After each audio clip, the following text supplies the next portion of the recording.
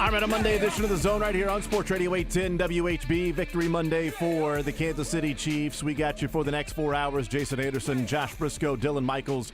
We had up until 2 o'clock. A lot of stuff to get into and talk about today as the Chiefs move on to the divisional round to face off at home against the Houston Texans or on the road against the Buffalo Bills. We will find out their opponent later on today after that game was rescheduled.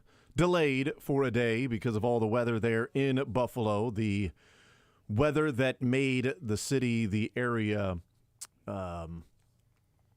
unable to travel and get to and from the game, although today may not be much better, but they have already come out and said yesterday that they will not reschedule yet again. If Buffalo wins, the Chiefs will head to Buffalo on Sunday Night Football. If the Pittsburgh Steelers win, they will play Saturday afternoon against the Houston Texans at Arrowhead Stadium. They do not get a reprieve from the cold. Next weekend, it won't be as cold as it was this weekend, but if they play at home at Arrowhead against Houston, kickoff temperature 3:30 on Saturday is 10 degrees with a feel like of -1. So, warming up. That's exactly right. But if they head to Buffalo, it feels like of 12 for Sunday night. So, they can head to Buffalo and be in the balmy, New York area or be in the frigid temperatures of Arrowhead Stadium in Kansas City. Just saw this tweet from about an hour ago of somebody tweeting out a picture that I'll show you in a second, but describe for the audience. They tweeted, "My buddy just sent me this. This is from the stadium in Buffalo. Only 30 or so shovelers at the stadium right now being told not to clear seats and just focus on walkways." Oh, fun. I will show you a picture of the seats, but if you're listening right now and you can't see the picture, I'll tell you it takes you a second to notice there are seats there. Oh, my gosh. And they've got 5.5 hours? Good luck. Before the game starts. Yeah, right. Yeah, they're 5.5 hours before the game starts. About 4 hours before people could theoretically begin going in. And Wow. I don't know if they've got like 1 million hair dryers that they could go to or what the plan's going to be. What's the temperature there right now Good question. in Buffalo? Let me check that out just so I can see. So it's 16 degrees right now in Buffalo. And at kickoff will be 20 degrees. It's not bad. Look, if it doubled, I mean, if they got up to melting point or so, got to about 35 degrees, that could all melt within a week or two. Whew. Yeah. I think I'm not playing in the games. I did not play on Saturday night. I did not go out there on Saturday night. Those that did and braved the temperature and the weather, good on you. Proud of you. There was a home atmosphere to it. There were a couple of false start penalties for the Dolphins. The crowd was pretty good, all things considered. I don't know if I would rather have, if I'm a player, all the snow and everything with 20 degrees or dry and -5. I know it's a 25-degree difference. Yeah. And that's pretty significant when you get down to and the wind isn't that bad today in Buffalo, so it's not like it was going to be yesterday when there were gusts in the 40s. That's not the case anymore. But I'm not sure what I would want. As a fan, I'm not sure what I would want, but I know that cleaning off that snow and trying to sit on the snow or whatever that might be, that seems terrible as opposed to, I don't think cardboard helps if it's on snow. That's the thing is, being at the game on Saturday seemed unfathomable. Being in at least this end zone that I'm seeing the pictures of here in Buffalo, looks like it might clear up a little bit off toward the 50.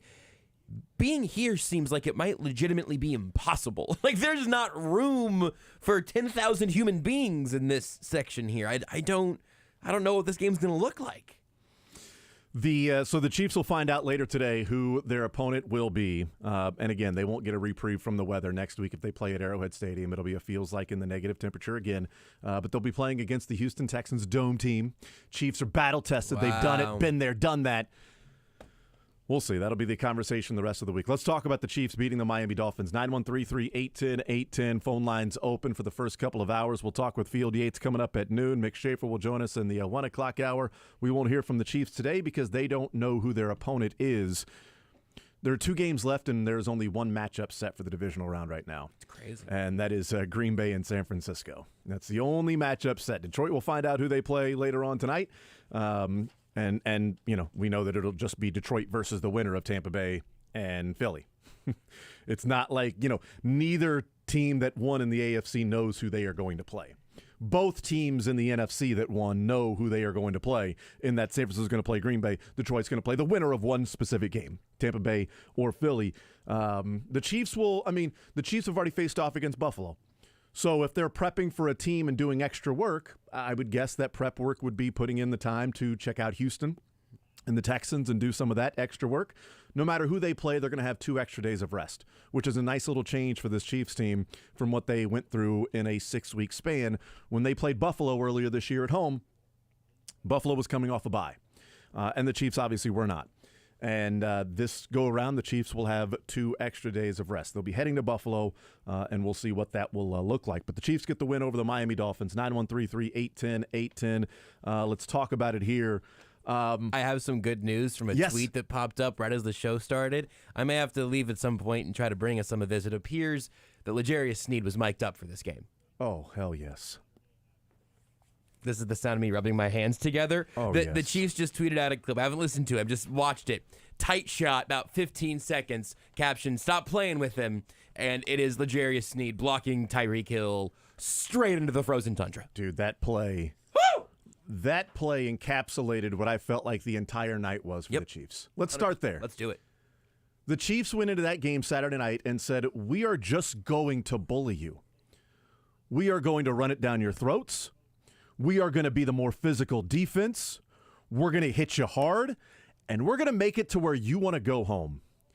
And, we can't spend all week talking about the weather and then say, well, the weather wasn't a factor. I think the weather absolutely was a factor. What degree of that factor?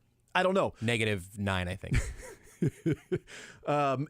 The effect was a chilly -30. Yeah. Here's where I think the effect of the weather was. In the fourth quarter, the Dolphins didn't want to be there. They wanted to go home. So whether they quit or checked out, whatever that might be, when the Chiefs got that final touchdown, it was toast. It was over. And maybe when they were up 19-7, it was already toast and over, that the Dolphins wanted to be anywhere but Kansas City that night. But the first 3 quarters, I don't think the Dolphins were checked out at the beginning of the game. They wanted to go and win the game. But when the Chiefs and that 3rd down and 10 conversion on the opening drive and that pass to Kelsey, when Mahomes just let it rip. Because the first 2 passes looked like he was guiding it, and it floated on both receivers, and it was like, oh, God, uh-oh. I hope this isn't boy, Mahomes was struggling in that game. It was a bad Mahomes game. Boy, Mahomes hadn't played like that in the playoffs, really. We've never really seen that except for against Tampa Bay when he didn't have an offensive line. And, first few quarters against San Francisco, and then he put his cape on. And, the second half against the Bengals, oh, my God. And then he just let it rip to Kelsey. Before Kelsey turned around. Kelsey caught it. And it was a 1st down conversion. And at that point, I'm like, all right, he had time to throw, and it felt like a bleep it. I'm just throwing the freaking ball, not trying to guide it. And then after that, it was punch him in the mouth with Pacheco, punch him in the mouth with Pacheco, a little Kelsey, throw in a little Rice just to let the recipe, marinate a little bit and score in that opening drive. I don't know what the game would have been. The Chiefs were the better team on that night, so if they went 3 and out, they would have figured it out, I believe, and still won the game. I don't know what the final score would have been, but they would have won the game just because of what we saw the rest of the way. But that 3rd down conversion was so huge to get the offense a little bit of rhythm, because I was going to be annoyed, I think everybody was, if the Chiefs came out and went 3 and out with 3 straight passes and 3 straight incompletions, when it's like, dude, we just talked about how just run it down their throat, make them not want to be there. Nobody wants to tackle Pacheco. And then they did that after they converted. And I think Andy Reid might have been like, all right, let's hand off. Let's get this guy going. And he did exactly what I expected him to do on that opening drive. He was breaking tackles. He was being the aggressor. And the Chiefs go down and score that opening drive touchdown. And that was huge. And then it's like, okay, what do the Dolphins have to offer? Let's see what the Dolphins are going to do. And it was an early indication of what this Chiefs defense was going to be on the night. They did a great job of stopping the run in Germany. It's one of the things we talked about was stop the run and, make their offense a little more difficult to be in rhythm when they're throwing and they know they're throwing. They stopped the run. Get Tua off his spot. And they did that. Whether it was the bull rush, collapsing the pocket, strength up the middle, they got Tua off his spot. And the Chiefs back end with whether it's confusing Tua or doing some different things and switching 2 high, 1 high safeties in the middle of the play, doing some of those things. Football art. I mean, Spagnuolo was in his bag. And it was fart. It was football art is what it was. It was flart. That's better. And it was a lot of fun to watch. And I know that the teams were out there miserable. If I was a Miami Dolphins fan, I would have been miserable the entire night watching that thing and knowing that your team is going up against a boxer that has the reach and is more powerful and is more seasoned, and you can't even get body blows in on them. And they are just unloading. And the tougher guy. And then they go to their separate corners, and you're getting treated and everything, and they're doing some stuff on your face, and they're trying to get the blood out of your nose, and that guy's just sitting there staring at you. Just sitting there on the bench staring at you. No trainers, no cut man, nothing. Just staring. Ready? Ding. Jumps up. Let's go again. It's debilitating. And that's what I saw in that game was the Chiefs went out there and said, we are going to be the aggressor. We're going to bully them, and we're going to make this a physical football game and win. And that is a part of the Chiefs team that I don't think gets nearly enough credit across the country in national analysts is how physical this team can be. Mm-hmm. They had some issues in the red zone, certainly, but it is a different style of team now. They scored 2 touchdowns. They get, 4 other field goals from Harrison Butker, and they win the game 26-7. And they got to the 21, the 22, 24, the 25-point mark. And it's back-to-back games in which their starters have played where they got to at least 25 points. If they continue to do that, I think this team is in Las Vegas. If they drive, get in the red zone, put it in the end zone a couple, hopefully 3 times, that's what would be great if you could do that, and then throw in some field goals along the way, I think this Chiefs team can, 1, beat Houston at home, and go to Buffalo and win, and then we'll see what they do after that, and certainly go to Baltimore and win. But the defense has been stellar, and they just simply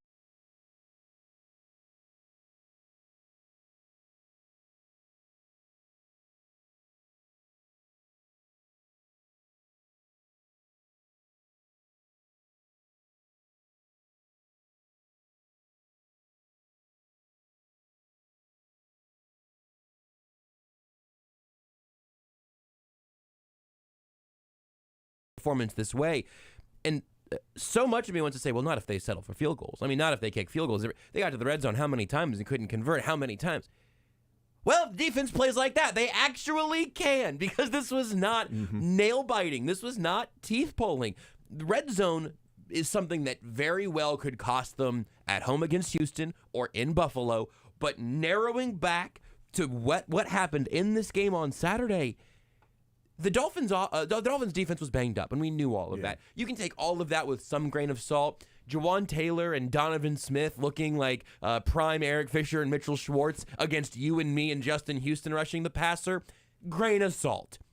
The Chiefs holding the Dolphins' offense to 7 points when they had pretty much their whole array of weapons coming off injuries, some banged up guys, been limited all week and all of that. That's everybody at this point. That's every team in football. The Chiefs' defense on Saturday had 1 meaningful bad play. One play.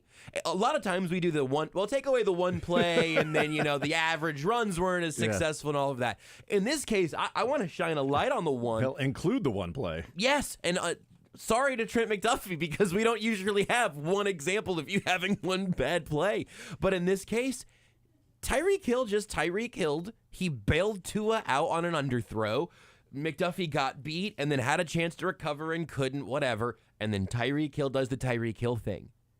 End of list. End of meaningful, successful offensive plays for the Dolphins.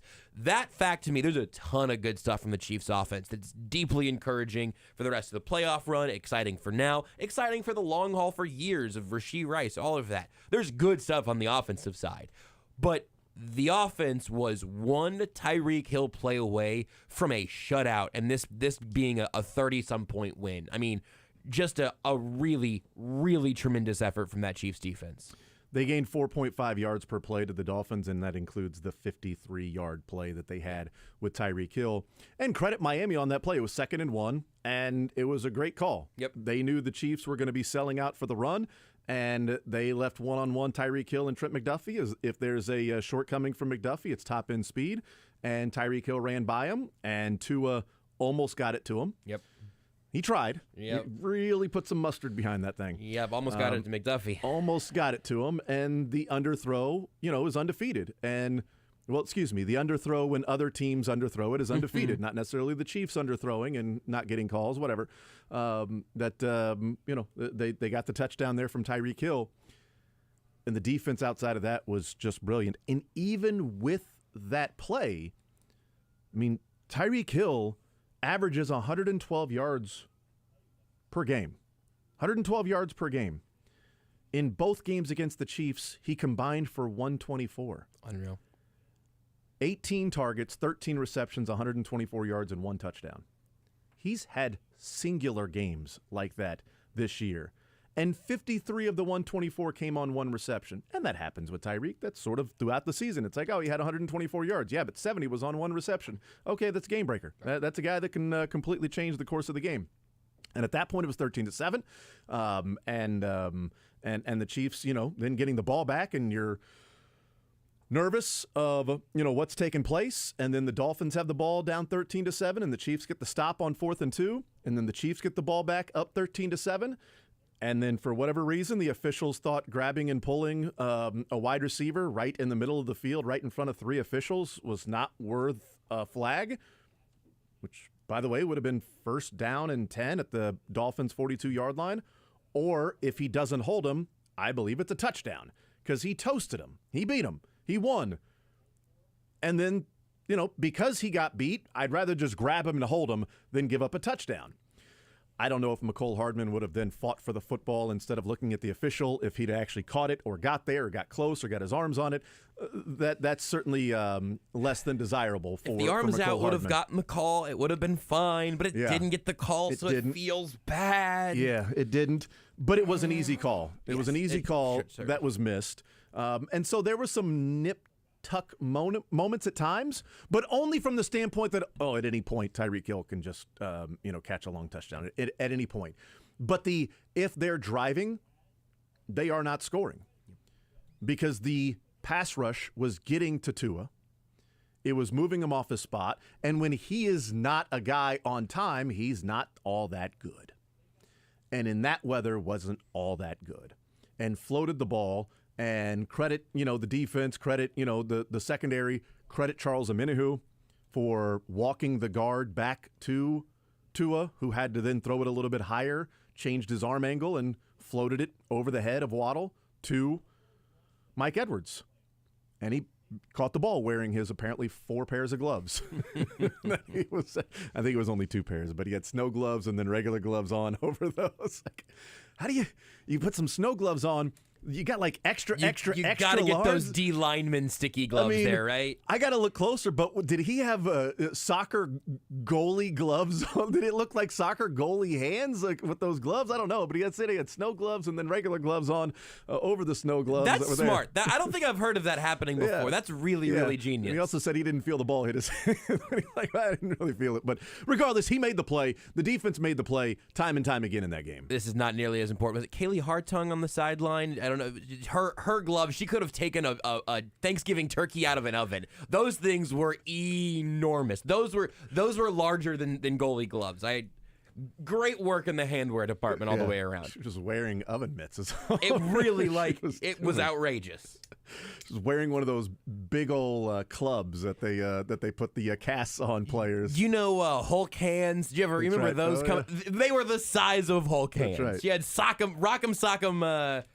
I don't know, snow glove. Rock'em Sock'em snow gloves is a branding idea, and I think we need that. I thought it was awesome with the Hulk hands, how it was like clutched, and they just put the microphone right in there. So then she just walked around. It was like, Edward 40 hands. Yes. Kids would play in college when they would just duct tape the microphone to. But it's just Hulk hands in the sideline mic. Duct tape to Mike, and she would just. That's a good bit. Some band did that at one point. I have Really? seen, yes, the microphone in the Hulk hands. I completely forgot about it. We're ahead of the times. That's phenomenal. That's just smart. Let's hear from Patrick Mahomes how the weather impacted this game. We know it was obviously cold, and Patrick Mahomes, had a quarterback rating of like 83. It's one of now 5 games in his 15 that he has played in the postseason where he didn't have a quarterback rating of 100. This one also a little grain of salt in that, it was minus 100, it felt like, out there, I assume. But here's Patrick Mahomes, how the weather impacted the game. Yeah, I mean, it was windy. I think you saw some of the throws downfield that kind of carried more or didn't carry enough. And I thought the guys did a great job of getting themselves open. I mean, it was cold. I'm not going to lie. It was cold, but I think at the end of the day, you got to just be mentally tough enough to just say that it's not going to affect how we play. It's not going to affect my effort. If something doesn't work, I'm going to come back next time and keep firing. And it wasn't going to be like we were going to just run the football. We ran the football well, but at the same time, you got to throw the football in order to have success in this league. And I take that as a challenge to be able to go out there and throw whenever teams are playing that aggressive coverage. And they did it, and they took some shots. And one of the things that I do want to talk about that I think will become part of the conversation moving forward this week as they get set for either the Texans or the Bills, and that is, the big plays for the Chiefs, the 20-plus yard plays that, the Chiefs have been able to have the last couple of weeks. They had 7 against the Miami Dolphins on Saturday night. Their season high, tied for their season high, came against the Bengals with 6. So that means the last 2 games in which the Chiefs starters have been out there, they have had their most against the Dolphins and their second most against the Cincinnati Bengals. They have 13 plays in the last 2 games of 20 or more yards. 13 plays that were 20-plus yards. The previous 3 games combined, that includes 6 against the New England Patriots, was 12. They had 12 plays of 20 or more yards. So the previous games before Cincinnati, these are the plays of 20 or more yards. 3, 6, 3, 5, 3, 2, 3, 2, 6, Chargers. 3, 3, 4, 5, 3, 4. Last 2 weeks, 6, 7. I mean, there is a difference there. Now, you could say, well, the Bengals, they're banged up. The Dolphins, they were banged up. Okay, that's fine. That's fine.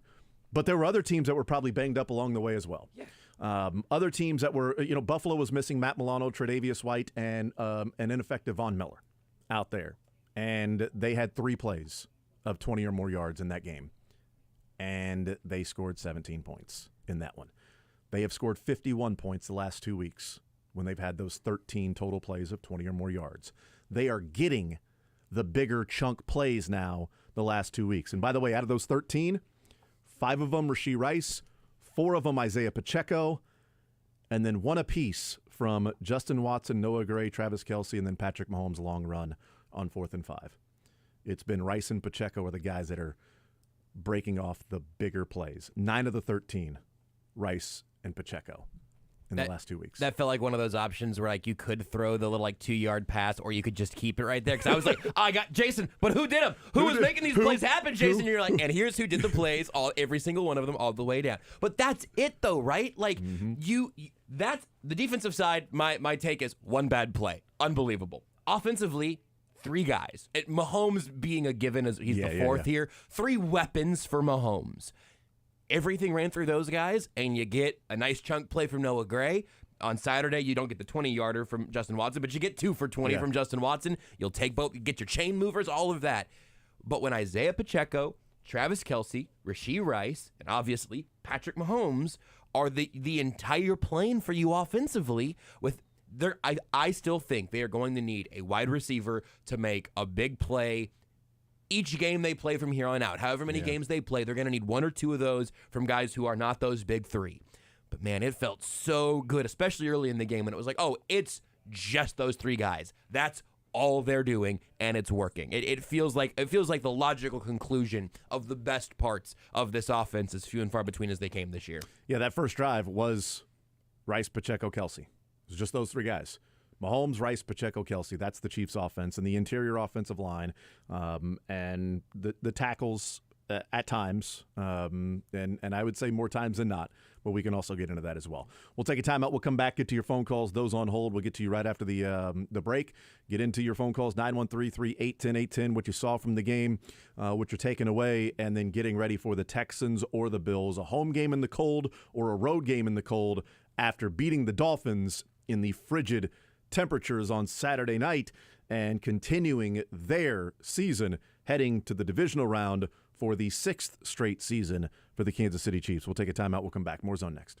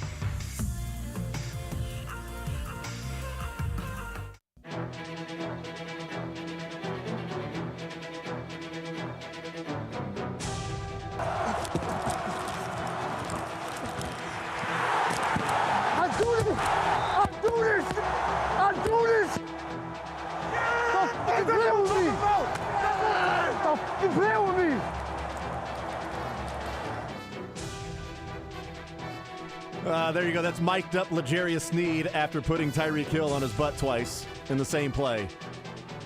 Now you put him on his butt once and on his face once, actually. That's a good point. That's a good point. Even more impressive. And that was right after Tyreek had the false start because he was about to get hit by L'Jarius Sneed. This goes back to what we said correctly. History is on our side with Jamar Chase. You do not want L'Jarius Sneed's hands. That dude has Hulk hands under those gloves. Got the reach, too. 913-381-0810. 913-912-4810 is the text line. We'll get into some text as well. Rodney, been waiting patiently to join the show here on this Victory Monday for the Chiefs. They get the win 26-7 over the Miami Dolphins. Rodney, go right ahead. What's on your mind, sir? What's going on, Jason? First, I want to say Happy Victory Monday. We all said it. There's nothing to be afraid of with Miami. But I want to look forward. I know there's going to be a lot of people talking about, how, what we saw in the game. But I want to look forward. I want to talk to Brett Veach.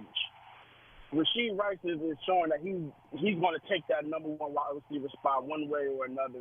That's his spot. The most beautiful play he had when he shuffled twice to the left in a zone coverage and just sat right there wide open in the middle of the zone. Beautiful shuffle. But my thing is, one thing I would like to see from Veach is capitalize on this very, very moment. If we're going to trade Chris Jones, I look at calling the Chicago Bears. We might not get the number one, but I looking at that number 9 pick. They can use Chris Jones and change him up with Sweat and just build that identity of that team of being the one hellacious defense. And we could get someone like Coleman or Neighbors or even Franklin and sign T. Higgins. Now you have 3 number one wide receiver type caliber guys with Isaiah Pacheco and Clyde, who's looking like he's trying to work for a contract now in the running game. But if we lose Jared McKinnon, you can go down I-70 and go and get Cody Schrader out of Missouri, the team number up there, and be the third running back, and be the most nastiest offense that a defense is going to be hard to try to cover. Either you're going to sit here and you can't double cover Travis Kelce no more, having 3 number one type of wide receivers on the field at the same time. Double or even triple the Travis Kelce is out of it. So, to me, looking forward, this is a perfect time for Brett Veach to call on our good old friend Ryan Pohl and say, hey, we helped you out, now help us out. We give you Chris Jones, give us the number 9 pick, and we can figure out some other picks later on, and, hey, we can see each other in the Super Bowl. I wanted to hear your thoughts on that. Appreciate the call. Hey, Rodney, I appreciate it, man. 913-381-0810. Look, if they were to want to trade Chris Jones, a couple things would have to happen. They'd have to franchise tag him and then trade him. It would cut down some of the leverage there because if you're franchise tagging him and then searching for a trade partner, they would look at it and say, well, we don't think you really want to pay that money for Chris Jones, and you're not working on a long-term contract. You did that last year, didn't come to some sort of an agreement. So probably not going to give you that much. I don't think there's a first-round draft pick for Chris Jones out there. Yeah, I think second-rounder is probably what you're going to get. And if you're talking about Chicago as a second-rounder, that would be – they actually don't have a second-round pick this year.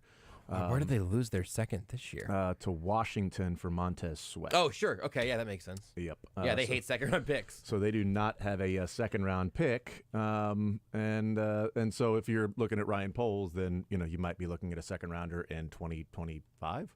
Maybe if you want a second-rounder, if that's what you want for Chris Jones, we'll see. But, yeah, that's going to be difficult to be able to do. I don't think there's any question they're going to go out and try to address the wide receiver position. It's just a matter of how they do that. Is it going to be a free agent signing and then another second-round pick?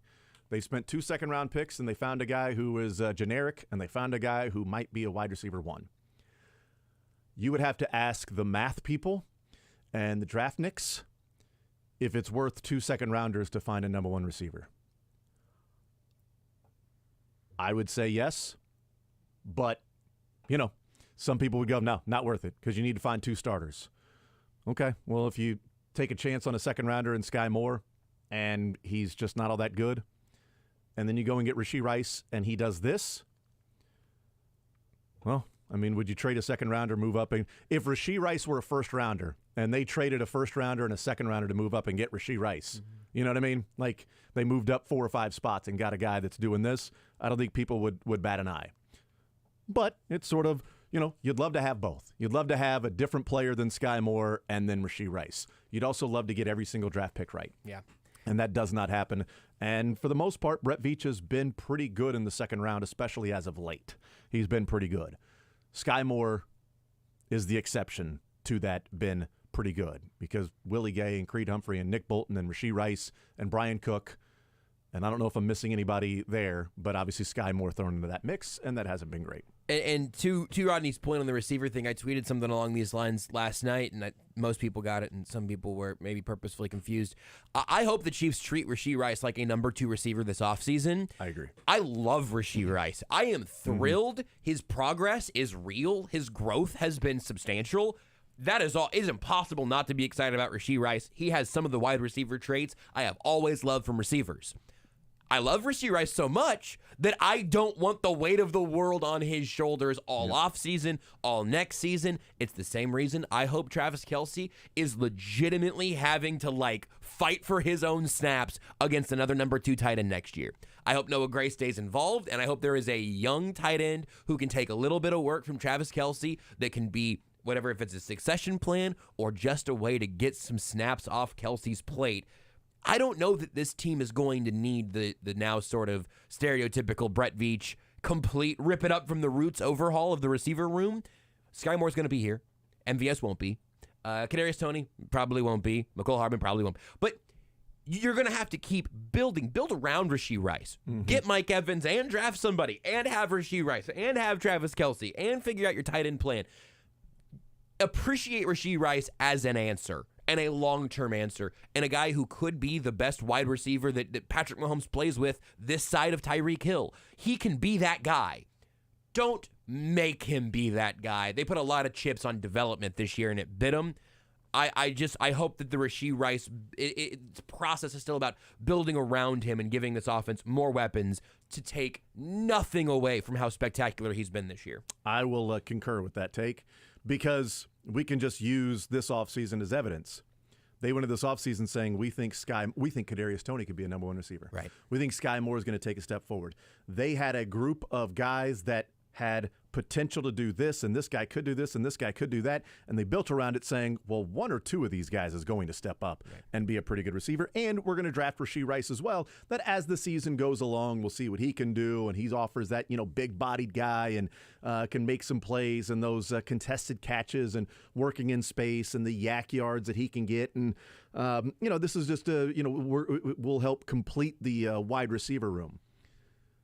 Yeah, that's why they need to go into the offseason and say Rashee Rice is a good number 2, not Rashee Rice is a number 1. Let's just put a number 2 next to him. Right. Let's find a nice player next to Rashee Rice. Well, you kind of went that way this year, so go find a stud and say, well, Rashee Rice can be a top-end number 2. And do you have a number 1 there? If you've got a true number 1 and a top-end number 2 in Kelce, well, then good luck to the other defenses out there with the running game that they have. Bengals have never apologized for having Jamar Chase and T. Higgins. And Tyler Boyd is their number 3. Yeah, disgusting. Yeah, it's perfectly fine for them to go about doing that. We'll see if they do that this offseason. We'll see what the Chiefs' plan is going to be. Let's bring in Kyle to the conversation on Sports Radio 810 WHB. Kyle, go right ahead. What's on your mind, sir? Hey, Jason. Hey, Josh. First of all, I want to say thank you for taking my call. Absolutely. And I hope you guys had a great weekend. And I just also want to say, guys, I have a bit of autism, and I just want to say thank you guys for being patient with me every time I've called in, because sometimes I can't get my points I can't think about my points in my head and then come out the way I want it to, if that makes sense. We have that problem all the time, Kyle. Yeah, man, you're in the right spot. You're in good company. Yes, we all come by it honestly. Thank you. So I want to make some 3 points here real quick. Josh, I think we briefly talked about it, but number 1 is the Chiefs won in the trenches over the weekend, and I think that was the big part why we won the game. And like I said, like Tim Grunhart says, I would like to see the Chiefs punch somebody in the mouth, and that's what the Chiefs did to Miami. And I think that's the same game plan they need to do to Buffalo. That's my first point. I think you've got to have that same game plan. Second point is Rashee Rice. Rashid Rice, Travis Kelce. I like those two guys, but let me tell you this. I don't want to see McCole Hardman on the field anymore. He can't reach out for the football. He was wide open. He had a guy beat. I think it was it was our second drive. Mahomes throws a perfect deep ball, one-on-one, McCole Hardman, and he doesn't even attempt to dive for the ball or reach out for the ball. He did that, I think, once or twice. Get him out of there. He's another Kadarius Toney. Uh-oh, Kyle. But I'll listen off the air, and thank you for taking my call, guys. Kyle, thank you for the call, man. I appreciate it. The punching somebody in the mouth, I think they definitely did that. I think they went into this game with the game plan of being the more physical team, being the team that is not going to let the cold affect them, that they're going to, go out there and say, this is fun. Let's go play ball. And they did that. Rashee Rice, he's been good. It's one of the things we talked about. McCole, that was disappointing because those are shots that they had been taking to MVS, and they took them to McCole Hardman, and McCole never saw the ball. And that's why Mahomes was pointing up, like, hey, the ball's going to be in the air, because McCole turned around and was looking for the ball, and the ball was up, and then by the time he looked up, the ball was falling on the ground. So he didn't go for it, reach for it, dive for it, because he never saw where the ball was. And that's disappointing, because if he's looking back for the ball, where did he expect it to be? Did he think that Mahomes was going to throw a line drive 40 yards down the field? Like, no, it's going to be in the air. And so, that was disappointing because that play was there. They took a shot, and it was there. And they could have been up 14-0 or, 10-0 at that point, but they end up punting. That was their second drive. And then, of course, the one that was an obvious penalty that I don't know if Mahomes if McCole Hardman keeps fighting through the hold. If he gets there and can catch it or get his arms close to the ball, I'm not sure. But the effort there was lacking in thinking that, okay, the play is over, I got a penalty coming my way. And then he doesn't get the penalty coming his way, and it just looks like he stopped on the play. At least we can pat ourselves on the back. Last week we said, hey, if McCole Hardman fails to find the football in the air in a game that matters, it'll be really frustrating. And look around, everybody. It was really frustrating. It certainly was. It was certainly frustrating there. They need to find somebody. I wanted it to be McCole because I had already seen enough from MVS. I wanted it to be McCole because it was the only one left in the cupboard. Yep. So, maybe McCole can do this. If you have been wondering all year how the Chiefs have routinely been running MVS back out there, or Kadarius Toney back out there, or McCole Hardman back out there, wash, rinse, repeat. Mm-hmm. This is how it happens. All right, well, now you get a try. Okay, well, now you get another try. Well, then, does anybody else out there have warm hands and some fast legs? Somebody needs to try. Somebody. Anybody? Give me somebody. Give me somebody fast. Give me somebody while I'm waiting. 913-912-4810 is the text line. Text says Rice becoming a threat has opened up the offense. It has. It's hard to overstate. That you have to worry about. We'll take a timeout. We'll come back, continue rolling more zone next.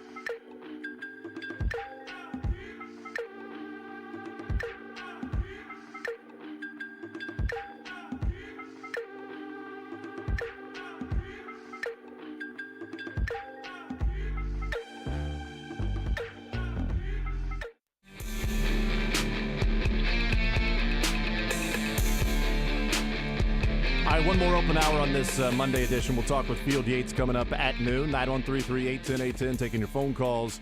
The Monday after a Chiefs game, you can also head to Johnny's Tavern. You're going to get today 26% off, discounting their 18-inch New York-style specialty pizza for every KC game. The Monday after the game, the discount is based on what the Chiefs score. And today, Johnny's offering 26% off. Special is dine-in only.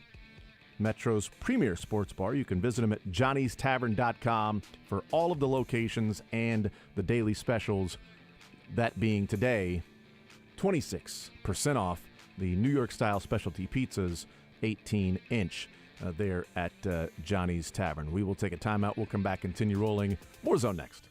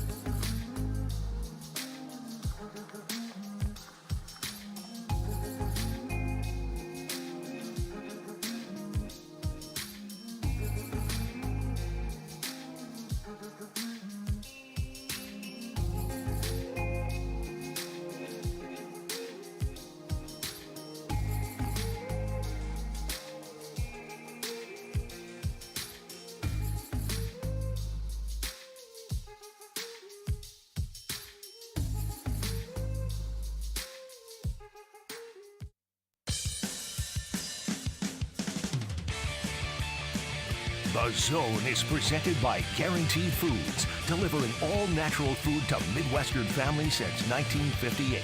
Enjoy healthier food, more free time, free delivery, and better value. Go to GuaranteedFoods.com. All right, we continue right here on Sports Radio 810 WHB. If you're keeping score at home, it's now at 0 degrees. Hey! So out of the negatives, all of the positives. Accentuate the positive. Eliminate the negative. Latch on to the affirmative. Don't mess with Mr. In-Between. And the Chiefs, no in-between on Saturday. They were just the better team from start to finish, and they enforced their will. Leaned on the Dolphins for 4 quarters and got out of that game winning 26-7, and now they will wait to see who their opponent is. Either way, they'll have 2 days extra rest on their opponent, whether that is Houston Texans on Saturday or if, well, excuse me, they'll have, sorry about that, they don't play the winner. Right.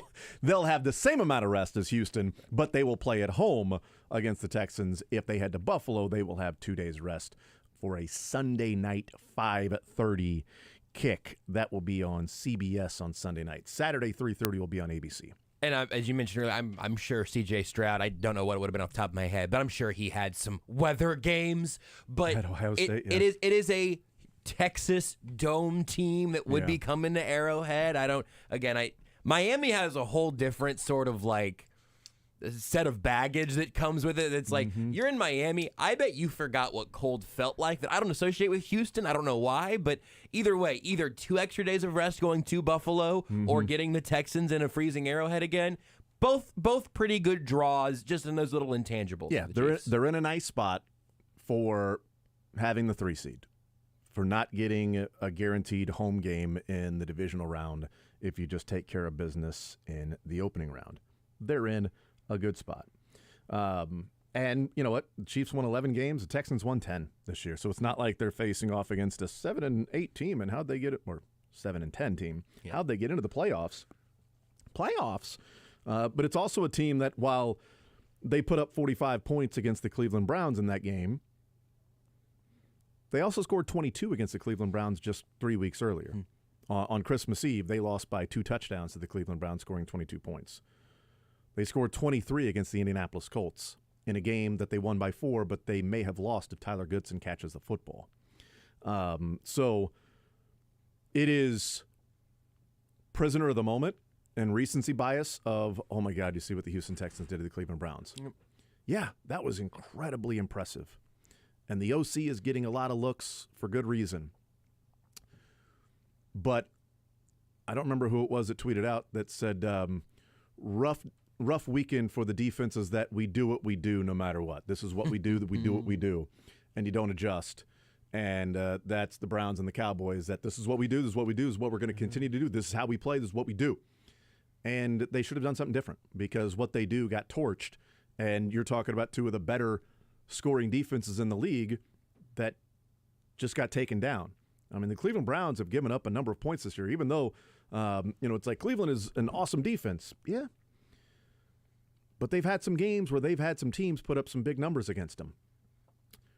It's one of the reasons why Cleveland didn't really scare me, is that, Joe Flacco can throw it to the other team from time to time, and the Houston Texans don't have the defense that the Chiefs have. And so, yeah, that Cleveland defense is pretty good, and at times has been really good. But also they got just simply torched by the Houston Texans. Players wide open all day. And C.J. Stroud was phenomenal in that game. He was so good. You see it, right? I think we talked about it some in like week 6 or something, when people were like, hey, listen, I'm not saying it's Patrick Mahomes. I'm saying he does things that remind me of 2018 Patrick Mahomes. Man, C.J., he has very quickly become one of the 5 most fun quarterbacks to watch in football. Like, not even that he's top 5, but if you say, hey, you're going to have one of these quarterbacks on your screen tonight, C.J. Stroud's there, so am I. Like that, he looks like the absolute truth. Yeah, it sucks that the Carolina Panthers the AFC again took Bryce Young. They're all in the AFC. Although a lot of the reports out there was that the Texans wanted Bryce Young too. That the Houston Texans wanted Bryce Young. That the Texans and Panthers were fighting over who was going to get Bryce Young. And sometimes getting the leftovers might not be the worst thing in the world. Shout out Lovie Smith, man. But also pretty good coaching that goes along with it for the Houston Texans and C.J. Stroud. So yeah, they're playing phenomenal football, and they are now in the divisional round. Are the Houston Texans? This was a game for the Chiefs against the Dolphins. That how many postseason games have you felt comfortable in the fourth quarter in for the Chiefs? I think this was the third one. That with Patrick Mahomes at quarterback. I should clarify that because, the third time you felt comfortable ever in the second half. The Indianapolis Colts, the first playoff game for Patrick Mahomes when they won 31-13. But after that, they beat the Titans by 11, but they were down by 10 two different times in that game. 49ers, they were trailing by 10 in the fourth quarter. Next year, Cleveland, 22-17, and it took the Chad Henne play, and Mahomes leaves the game. Buffalo the next week, they win by 14, but they were also down, 10-0 and the 17-7. A couple of different times they were down double digits. They end up winning and having a 2-score game at the end. But that was one where it was like, wow, they have to do it again. Here we go again. They've got to find a way. Tampa, obviously, wasn't the case. Pittsburgh is another one. So I've gone Colts, Steelers, and then Dolphins. And I'd even object a little bit to the Colts just because it was the Colts. The playoffs are weird, and we're talking about just like anxious times. Hadn't slayed that dragon yet. Hair trigger for playoff anxiety. It does not take very much. Hadn't slayed that dragon. Had the playoff losing streak at home for all of those games. But the Steelers definitely, even though they fell down quickly 7-0, but you knew they were the better team, and they eventually just beat them down. Buffalo. That next week in the divisional round in the 13 seconds, that was nail-biter the whole time. Bengals, you felt comfortable in the second quarter. And then in the third and fourth quarter, it was anything but comfortable. Last year, Jags, Mahomes' ankle. Bengals, 23-20, that was not comfortable. And then the Super Bowl. So, I mean, if you want to go back and say you were never comfortable in that Colts game until the game was over because of the demons and the horrors that were there and trying to exorcise some of those things, okay, I can get that.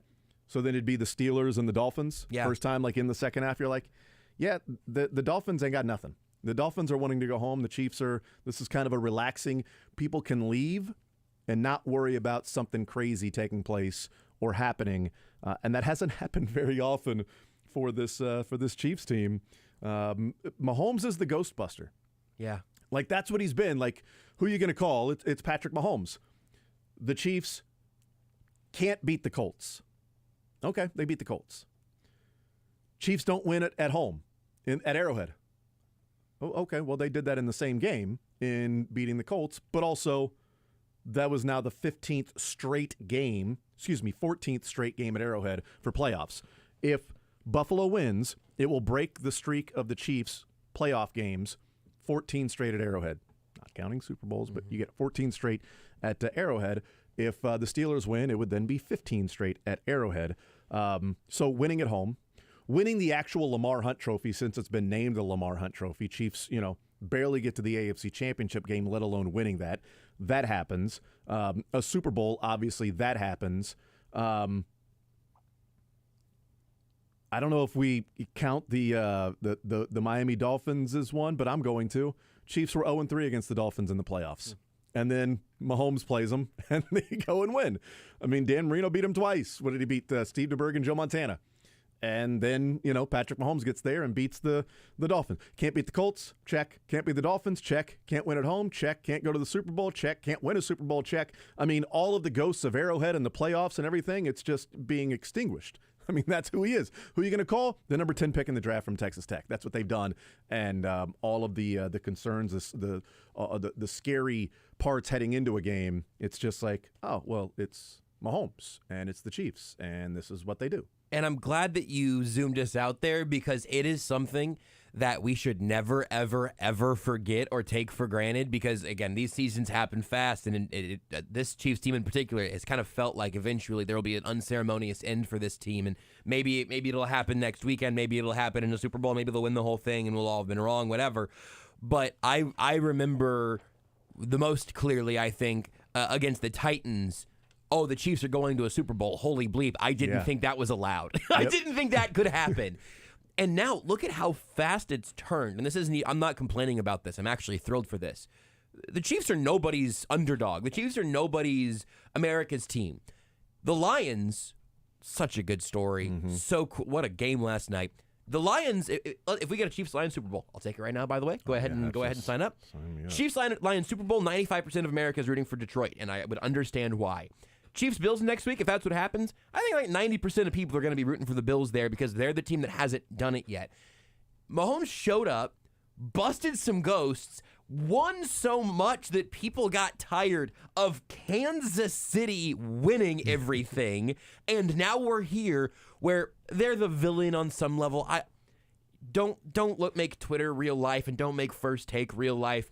I think most people like Patrick Mahomes and Travis Kelce and Andy Reid and Rashee Rice and Isaiah Pacheco, not as well known yet, but very likable. Pacheco's got an extra year on him, all of that. That whole process happened in a few years. That whole process happened in a span of time where the Chiefs would have easily gone that 5-6 year long period without ever playing meaningful football in the eras before Andy Reid got here. I mean, it is just such an incredible revitalization of this team and just really fun to take this moment when they're going, we know they're going to play 2 playoff games this year, to take this moment and look at how far this organization has come, how far the team has come, and how far that has come for the Chiefs fans. It's unbelievable. Because I don't know the next time the Chiefs will be in a position where, how long it will have to be before the Chiefs are in a position to where winning a wild card game is as emotional as it was for the Lions. Lions fans crying, and feeling like, they finally did it. They did it. They won a playoff game. And I know, that Houston Texans game where Chiefs like, finally, they won a freaking playoff game. But you didn't feel like they had Super Bowl aspirate. Like, can this team win a Super Bowl? No. The Lions feel like they can get to the Super Bowl. Yeah. They feel like they're good enough to get to the Super Bowl. So that's a little bit different. Chiefs, when they beat the Colts at home, finally, that was also, oh my God, they can get to the Super Bowl. Yep. They were going to play, the Chargers or the Patriots, whichever one. It's like, okay, either one, bring it on. And the Chiefs will be fine. Who knows who they play, but this team can win a Super Bowl. So it felt like that with larger aspirations of what was to come. Chiefs beating the Dolphins are like, awesome. Who do they play next? Yep. Lions winning, it's emotional, crying, soaking it in, feeling like you're on top of the world because they won a playoff game. And there's something sort of romantic about that and just organic. And it sucks that if you're a fan of that team that you had to go through all of the down years, 30 years worth, to where a playoff game means that much to you. Whereas with the Chiefs, it's just, finally they had a playoff win that was just comfortable. Right. I mean, I was crying in the fourth quarter, so emotional that I wasn't stressed about what was going on in this playoff game.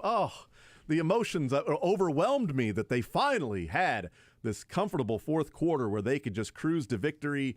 And heck, I wondered if Blaine Gabbert was going to see the field when they were up 26-7. What's they're going to let Patrick Mahomes just sit over there and put the big old cape on, take his cape off and put another big cape on to stay warm. I don't know.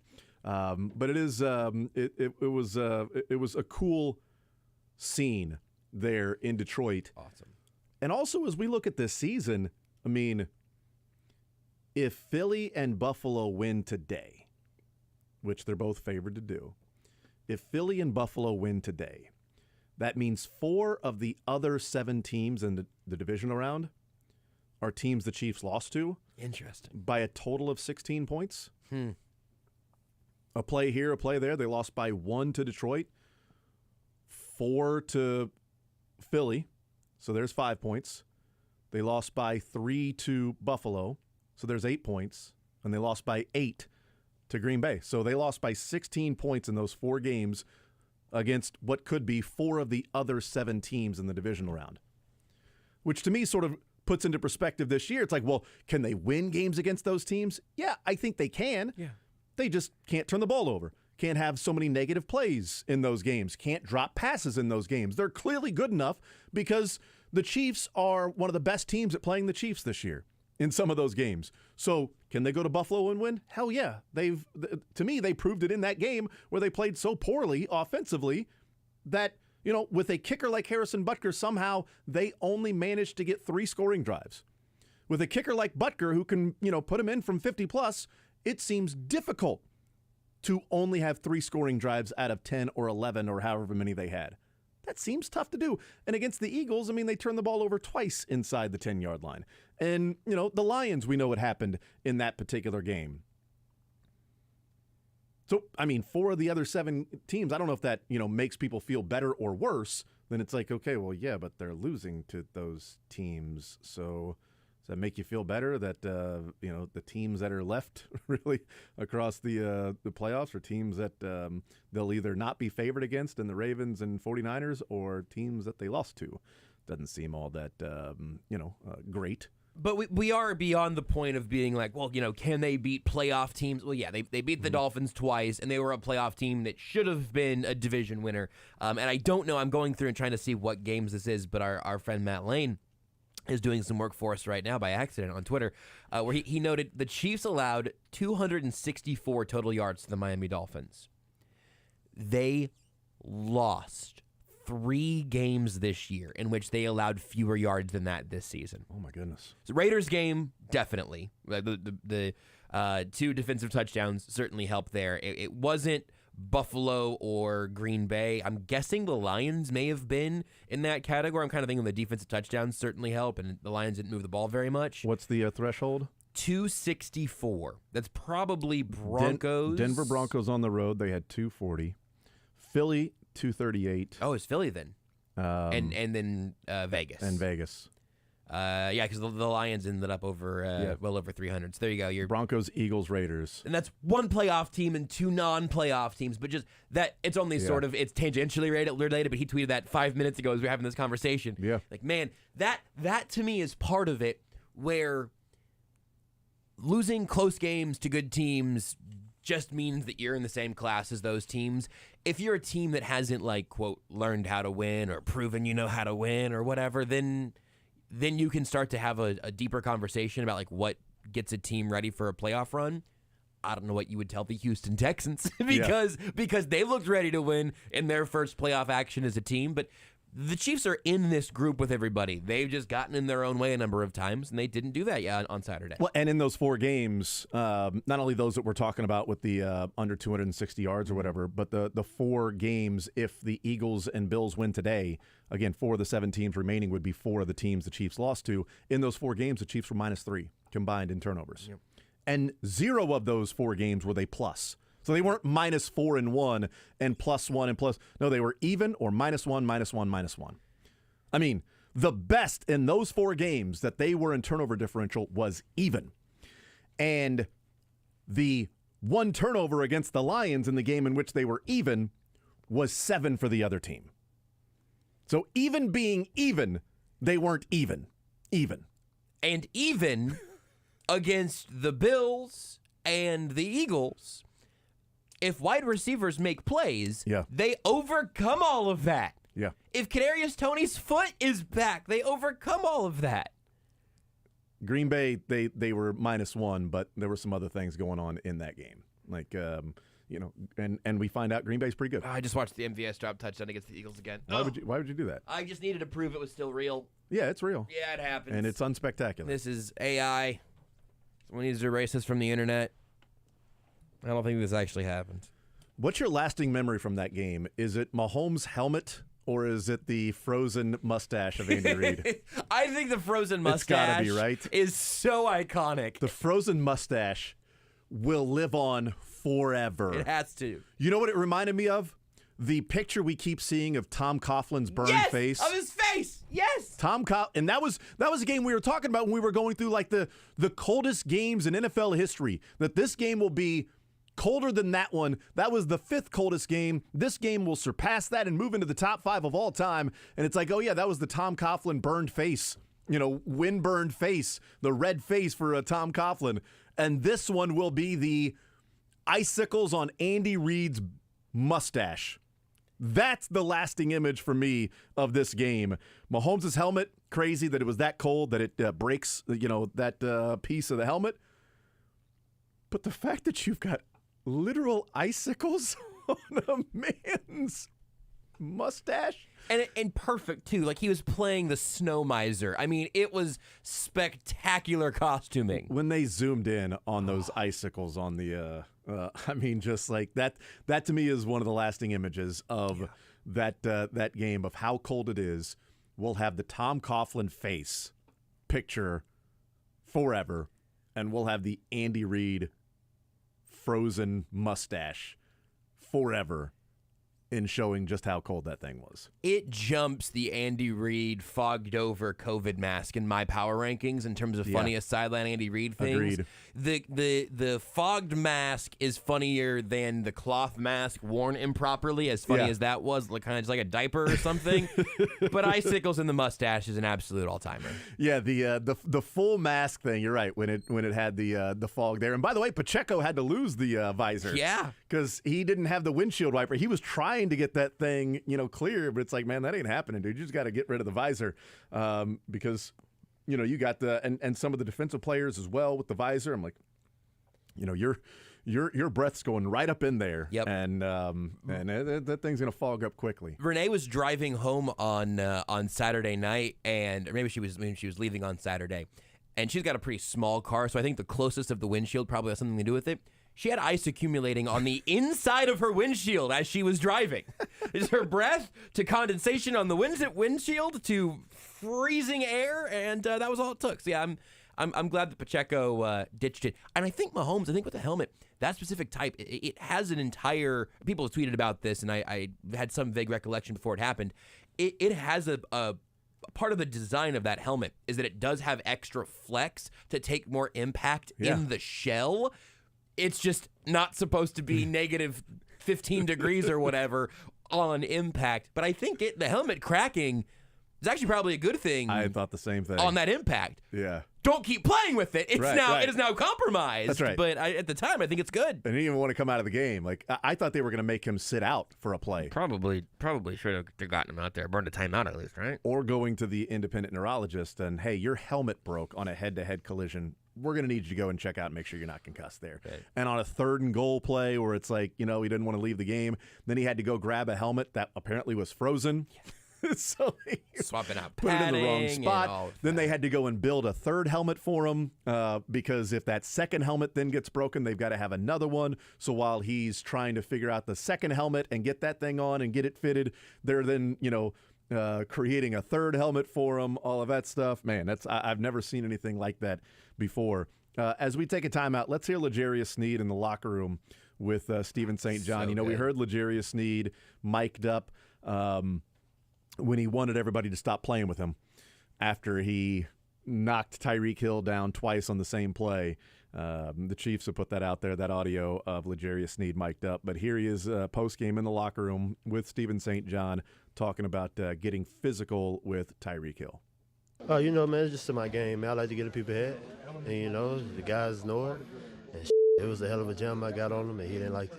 Yeah, could you tell that affected him, and maybe he was starting to get frustrated? Oh, yeah, it's cold out there, that's part of it, too, and them guys were ready for that. Could you tell the cold weather was affecting them? Yeah, I could tell. They had their hands in the pocket the whole entire game. So I knew we had them. How did it feel to you compared to what you expected? Oh, man, it was cold out there, but, mental. A lot of people feel like you should have been a Pro Bowler. How important is it to go out there in the playoffs and show people that you are a Pro Bowl caliber? Oh, man, God knows. God sits high and looks low. I'm a pro in his eyes. I just got to keep working and doing what I do. He should be a Pro Bowler, obviously. In the let's see, as we take a break, the stat that I saw, the Next Gen stats, L'Jarius Sneed, there were 2 receptions for a total of 20 yards in this game when L'Jarius Sneed was covering a receiver. But in the 2 games against the Dolphins combined, when covering Tyreek Hill and Jalen Waddle, 8 targets, 1 reception.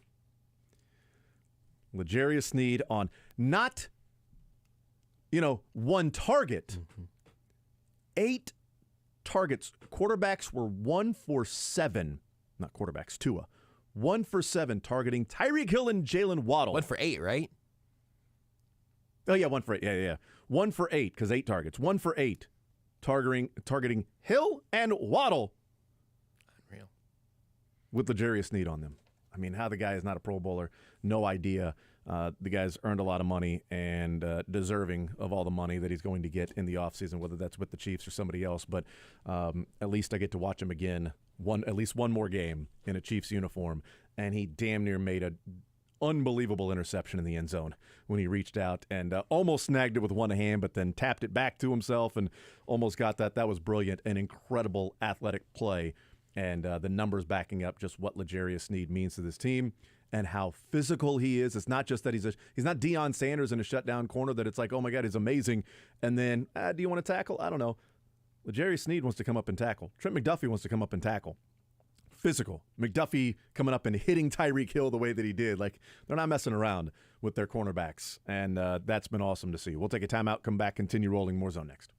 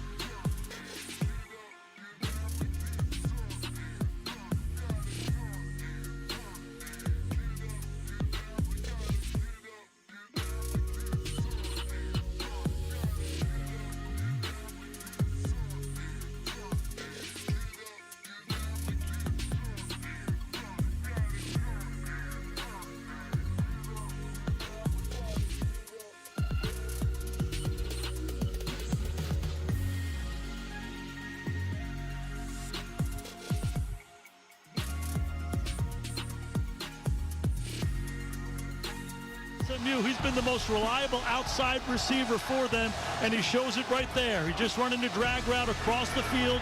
Miami screws up the coverage. Mahomes is on time. Rashee Rice catches it and finishes it. What a drive for the Chiefs. Might have been what MVS's touchdown could have looked like against the Bengals that he caught it. I don't know if it's the exact same play, but it certainly felt like that. Time to throw for Mahomes and finds Rashee Rice, catches the ball, turns the corner, gets into the end zone untouched. And it was a great cap to a really good opening drive for the Chiefs. And they now have, the last 2 times they have had their starters out there, they've got an opening drive touchdown for the Chiefs. So, and before that was against the Dolphins in Germany. So against the Bengals a couple of weeks ago, and then against the Dolphins on Saturday night. And Rashee Rice became the first rookie receiver with 8 or more receptions and 130 more yards in a playoff game. Until the next day, then Puka Nacua is the most recent rookie to do it. So Rashee Rice was the first and not even the most recent. Because Puka had, 10 for like 180 and a touchdown. That guy is just unfreaking believable. But yeah, 2 rookie receivers showing out in the playoffs. 2 guys that were non-first rounders. Now Zay Flowers hasn't had a chance to go out there and do what he can do. He can take it today. Go ahead, and I guess right. cap off the record. Not today, next weekend. Yeah, that's exactly right. Yeah, next Saturday or Sunday. But we'll see what he ends up doing. But the other one's Addison not in the playoffs. Quentin Johnston not in the playoffs, and also wasn't going to do it. Jackson Smith and Jigba not in the playoffs. Zay Flowers is, but Rashee Rice second rounder. And, Jaden Reed, a second rounder, I don't think he had a catch yesterday. He might have been the only one that did not have a catch for the Packers. Just complete and total dominance with Jordan Love. Romeo Doubs was awesome. Wicks had himself a game. They just went and destroyed the Dallas Cowboys. But Rashee Rice has been great. He's been brilliant for this Chiefs team. Scared the bejesus out of me when he got injured. Because they talked about, he tripped himself up. They didn't even mention the fact that it looked like his knee got jammed when he gets pushed out of bounds. You see those injuries all the time happen when a guy, his leg hits the ground and that cleat gets stuck and it looks like the knee just compresses and then he tumbles over forward. When that happened and he stayed down, I'm like, oh no. And then he eventually walked off the field. And then he came back on the game. Came back in the game. I'm like, cool. Okay, perfectly fine. But they were like, he tripped himself up. Like, what do you think? He hurt his calf? Like, he's holding his left knee. Like, can you guys look at the actual video, the same video we're watching? And it obviously wasn't enough for it to affect how he landed, but he was close enough to the first down marker on the ground that I was having flashbacks of like, no. And the marker's different now, and I think in part because of injuries like that happening. Yeah, you're talking about Jamal Charles. The Jamal Charles injury, and just how calcified that is in my head. And then he comes back and continues being the version of Rashee Rice that we've seen. I know we've talked about him a ton, and we can keep talking about him throughout however much of the playoffs the Chiefs have left. We can talk about him all offseason, and it still might not be enough because you were early on the Rashee Rice train. I love the style of player he is. I can't imagine that there was anybody in Kansas City, and I am including people in the building at Arrowhead, who at any point in training camp, let's say, thought, this is going to be the key to our offense working in the playoffs. It's going to be Rashee Rice. Much less how early in the season they had to start going to him. I don't think he was on the B.J. Thompson FAU whatever red shirt plan necessarily. I do think there was going to be a little bit of maybe letting him show off the yak stuff in the playoffs. Hey, here's our little wrinkle.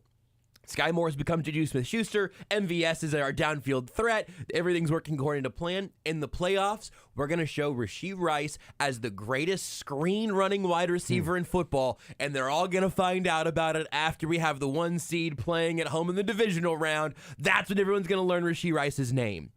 He had to accelerate that whole program. He had to be a focal point of this offense, therefore a focal point for opposing defenses. Had to do it while Travis Kelce was working through injuries and also just being older and being the only thing defenses cared about.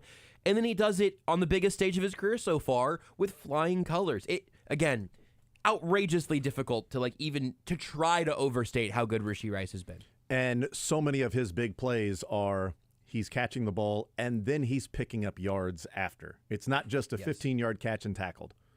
I mean, both of his he had 3 of the 7 20 or more yard plays in the game on Saturday. The 39-yarder, that was an 18-yard catch and then turning up and picking up 21 more yards after the catch.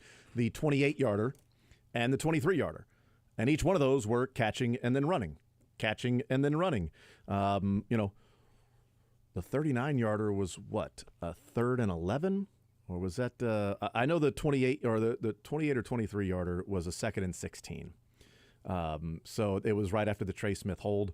That was a little bit downfield on the Pacheco run, that it was 2nd and 16 instead of 2nd and 20. And then that next play was Rashee Rice. Mahomes all day to throw. Rashee Rice right around the right hash mark, catches it over the defender, turns up and runs and picks up another 15 yards and out of bounds and all of that stuff. I'm getting my Rashee Rice big plays, mixed up, except for the 39-yarder. He also should have had another touchdown. Yes, he should have had another touchdown. Yeah. I don't like to just be like, how do you call that there? Juwan Taylor got pushed in the back and then fell into the back of a defender whose back had turned to him.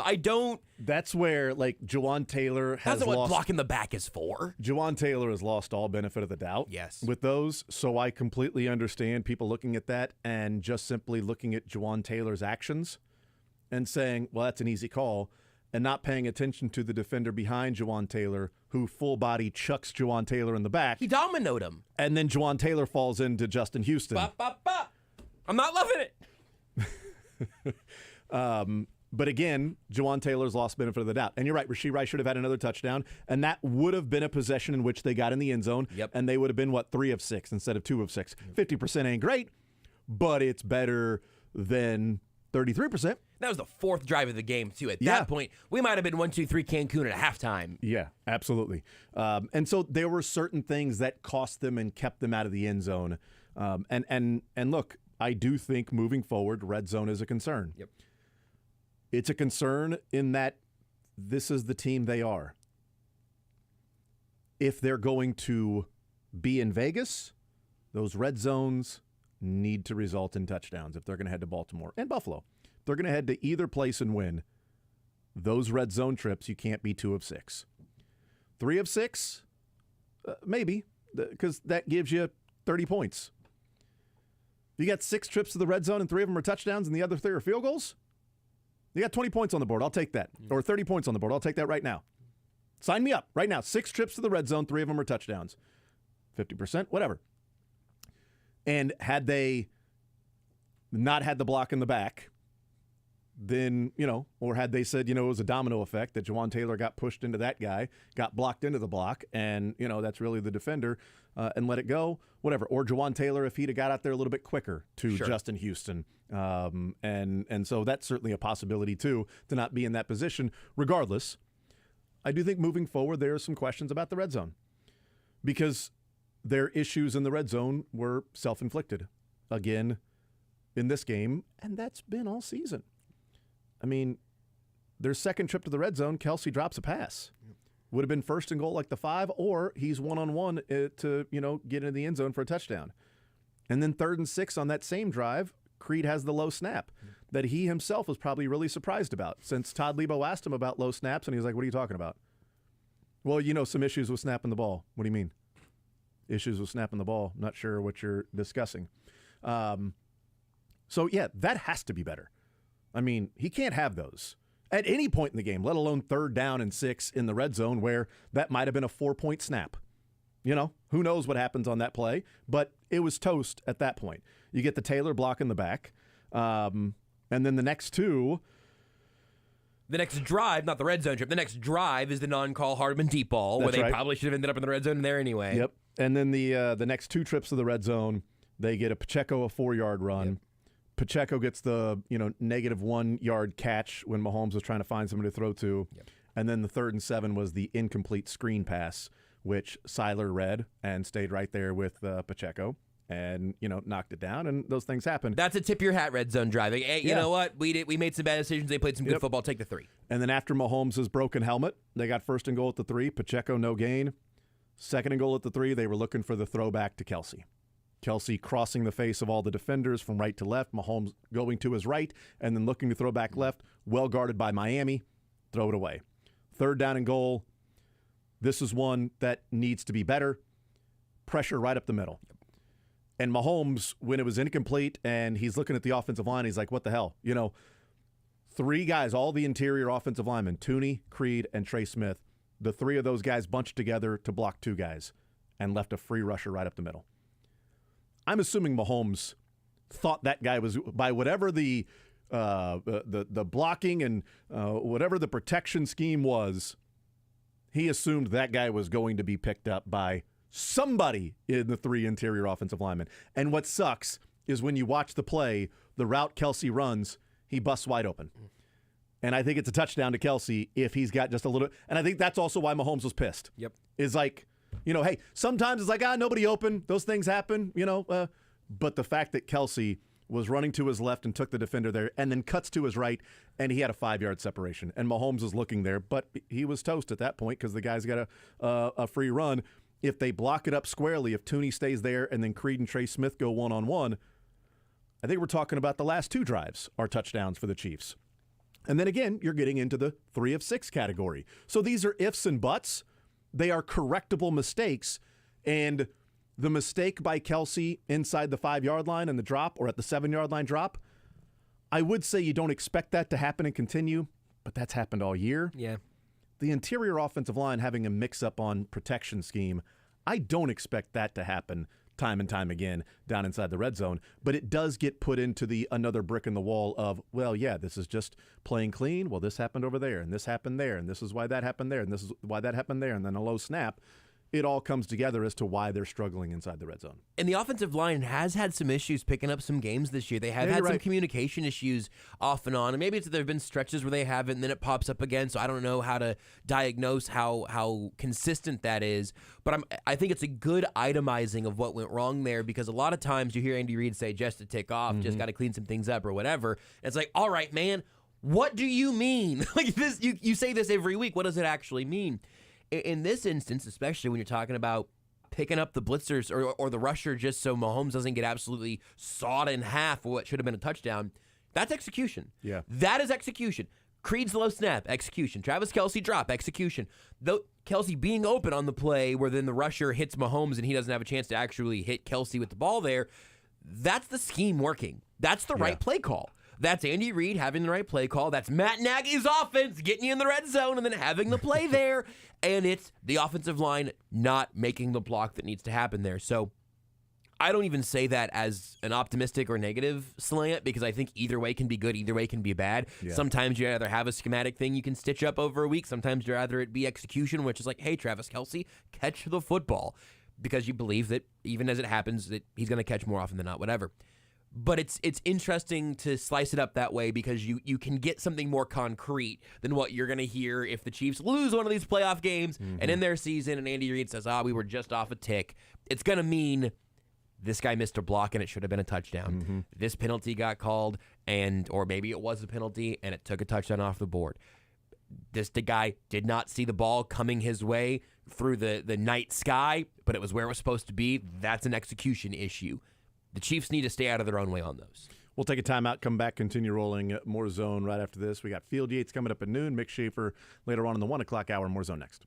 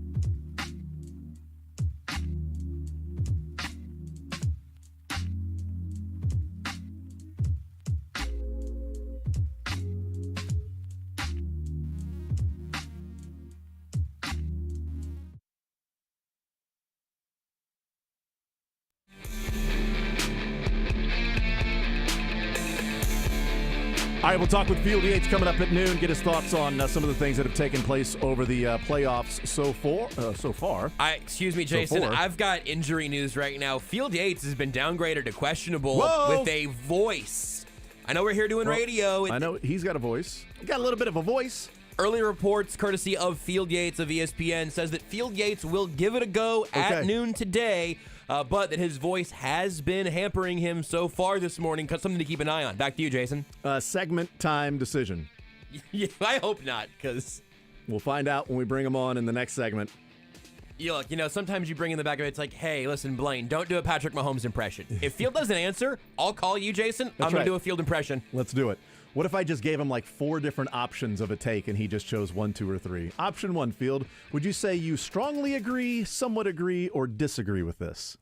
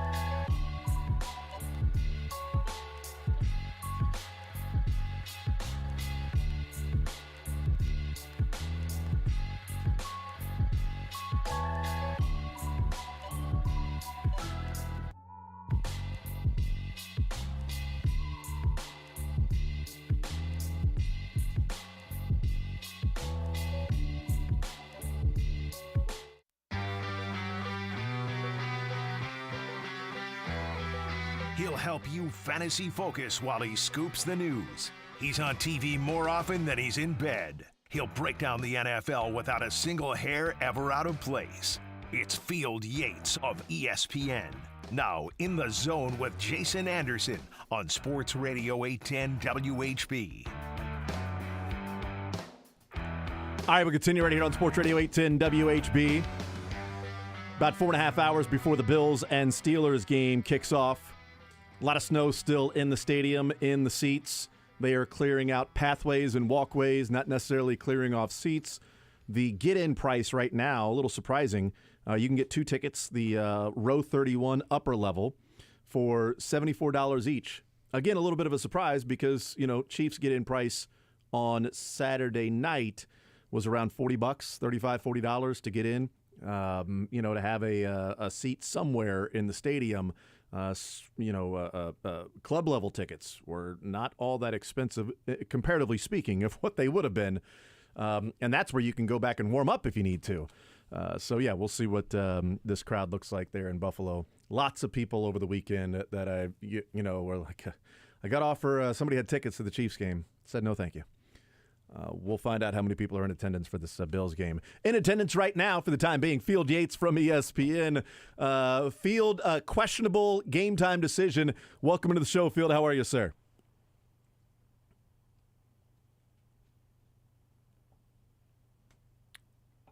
Yep, his voice is actually gone. Yeah, that's even more extreme than I was wondering. He has texted me asking if we could call back. I guess we can. I guess we can do that. Dylan said it would be it might be interesting after talking to him.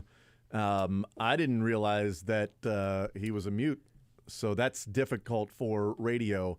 I cannot lip read. Sometimes you quote lose your voice, and sometimes you lose your voice and cannot find it. He actually hung up just to go see if he could chase down his voice real quick to see somewhere if that's around here. I got my voice somewhere around here. It's always the last place you look. Let me find my voice in my pocket. The whole time it was right in my pocket. I always forget. Always spare voice in my pocket. Field Yates from ESPN is our guest. Field, how you doing, sir? I'm doing all right, Jason. I want to apologize to everybody. We are battling through it right now, as you can hear. The voice is about 90% drained, but we're going to do our best to make it through this segment. Were you out there at the Chiefs game, Field, cheering on? Like, were you there in attendance and giving Miami all they could handle? I was shirtless on Saturday night, negative 30-degree weather. Totally worth it. A little windburn never hurt anybody. No, it did not. You're right, except for Tom Coughlin's face. Yes, true. Very true. Very true. When, you know what, we may not keep you long here, Field. Is there still ice in your mustache, Field? Yeah. When you think of this game. I can't grow one, so you're all good there. When you think of this game, do you think of the broken helmet for Mahomes? What's the lasting image, the broken helmet of Mahomes or the icicles on Andy Reid's mustache? Yeah, I'm going to go with the helmet only because, really? that was pretty scary at first, right? You're like, this guy's helmet breaking is not a good thing to have happen during the middle of the game. Meanwhile, he played, 2 more plays before they adjusted that and got the helmet subbed out for a backup helmet. Yeah. Good to know the Chiefs were on the ready there with that backup helmet quickly brought back to Patrick. That was definitely it. Also, I'll say this is just we've been waiting all season for the Chiefs to play a game anywhere close to where they were on Saturday night. And that's a scary thought for the rest of the NFL because when they put it together for 4 quarters like they did, including an opening drive, touchdown, and then a dominant defensive effort from start to finish, it's a reminder that it does not always have to look pretty during the regular season to prove to be the league's biggest threat to once again win the Lombardi Trophy. You know, the last 2 weeks for this Chiefs team, last 2 weeks that their starters have been out there against the Cincinnati Bengals and then against the Miami Dolphins on Saturday. The Miami Dolphins, they had the most plays this year of 20 or more yards, so their most big plays, rushing or passing. They had 7 of them against the Dolphins. The second most they've had this year was 6 against the Cincinnati Bengals just a couple of weeks ago. Before that they had 3, and then 3, and then 5, and then 3. What does that say to you then if there's a takeaway from that we've seen 13 bigger plays the last 2 weeks of 20 or more yards, that they're picking up those chunk plays that seem to be as elusive as Tyreek Hill in the open field oftentimes? Yeah, I was going to say this, Jason, is that we talked so often this year about the Chiefs needing to simplify things on offense. And they did, and yet they've become more explosive along the way, which I think would probably run counter to what most people would expect would happen when you kind of get back to the basics and focus on the players that are probably your most reliable at this time. So the fact that they can kind of scale things back in terms of sort of wild and craziness along the offense and become more explosive at the same time, I think is very important. And then just they figured this out, right, in terms of the guys that need to be playing and running the most routes. Marquez Valdez-Scantling taking a much smaller role, and obviously Kadarius Toney being injured has kept him largely unavailable for the Chiefs since his big struggles. So they've kind of found their groove with the guys that are most trustable, and I think Patrick and the offensive line feel extremely comfortable with the guys that are out there now and probably have a much bigger and higher confidence level in the huddle than they did about a month and a half ago when it felt like every week was a grind just to get a couple of touchdowns in one game. Field Yates is our guest. He is from ESPN, NFL Insider. What's left of me, at least. Somewhat of Field Yates is joining us here in the zone. I want to get your thoughts on a couple of other things around the NFL, then we'll get you out of here. The Dallas Cowboys, is Mike McCarthy safe? Is it a one more run and 1-3 in the playoffs for Mike McCarthy, and then that whatever that was yesterday against the Packers? What's the deal there, and how much is there a discussion of who the next coach may be, or maybe even who the next quarterback may be? Yeah, I'm glad we're doing this segment live because I feel like we're vulnerable to news dropping any moment right now surrounding Mike McCarthy's future, right? Because there's just way too much smoke surrounding the possibility of him being dismissed. And when you have a performance like yesterday, it takes away, it unwinds, it untangles any of the 12 wins that you had during the regular season. And so while Dallas has been a really, really strong team for 3 straight regular seasons, to once again not be playing in the conference championship tells you everything you need to know about the uncertainty surrounding Mike McCarthy, especially when you have some big fish out there right now on the coaching market, one specifically that has 6 Super Bowl rings to his name as a head coach. And until that shoe drops, you better believe there's going to be a Bill Belichick to Dallas as the head coach rumor that will bother us on our airwaves all day, every day, until the Cowboys either keep Mike McCarthy or Bill Belichick gets a job somewhere else.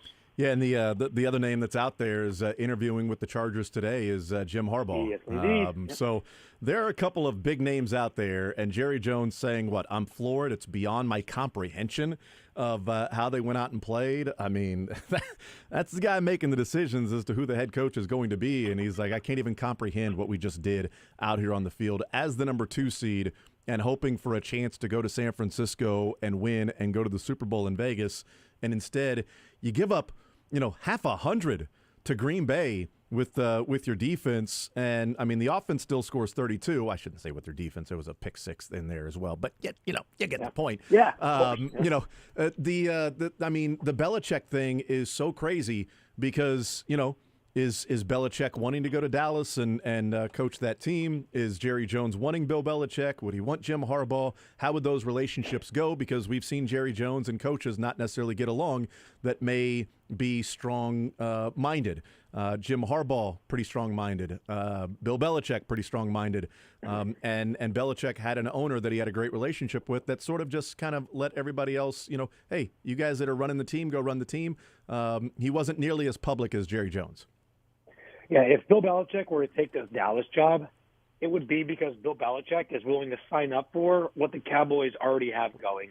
Because Jerry is not going to stop doing post-game press conferences or doing his weekly radio spots or saying outrageous things that sometimes cause the team more strife than they do add productivity to the organizational ledger.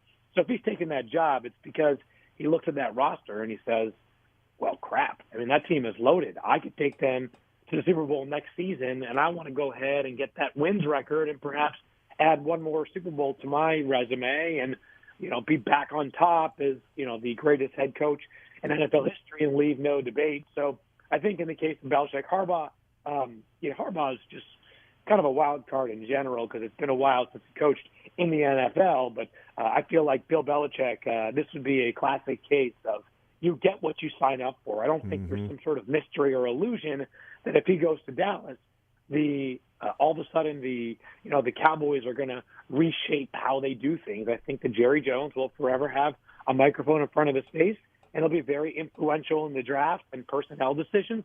And oh, by the way, even though Jerry is quite involved, the Cowboys do draft they're one of the best drafting teams in the entire NFL. So Bill Belichick probably shouldn't go in there and say, hey, it's time to sort of uproot all of our current practices, because it's allowed them to build what I would say is, one of the 5 most talented rosters in the NFL. And Bill Belichick can't exactly go in there with his resume and go, see how I've drafted? Let me do this. Not lately, that's correct. Let me take over the drafting on this team.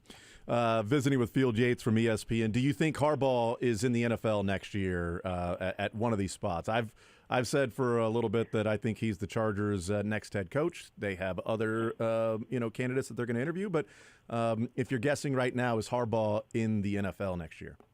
I think so, and I think the Chargers are the best bet. It just feels like kind of a perfect match in a lot of ways.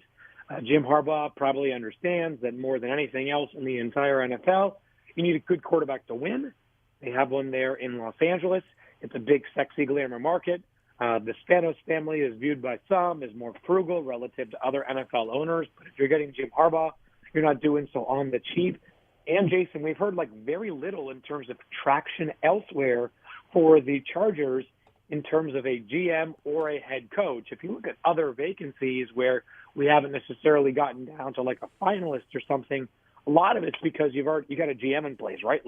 You already have a GM in place, I should say. It's Tennessee, it's Atlanta, where if Jim Harbaugh were to go to either of those, there's a little bit of having to play by the rules of the person already in charge, where in LA, even if he does hire a GM or even if they do hire a GM, you got to figure that Jim Harbaugh will have as much control over the roster as he so desires, which might be none or it might be all of it, but at least in Los Angeles, it's his decision to sort of impose his overall footprint on this roster.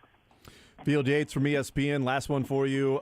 If the Chiefs play the Texans on Saturday, who do you think wins? If the Chiefs head to Buffalo on Sunday, who do you think wins?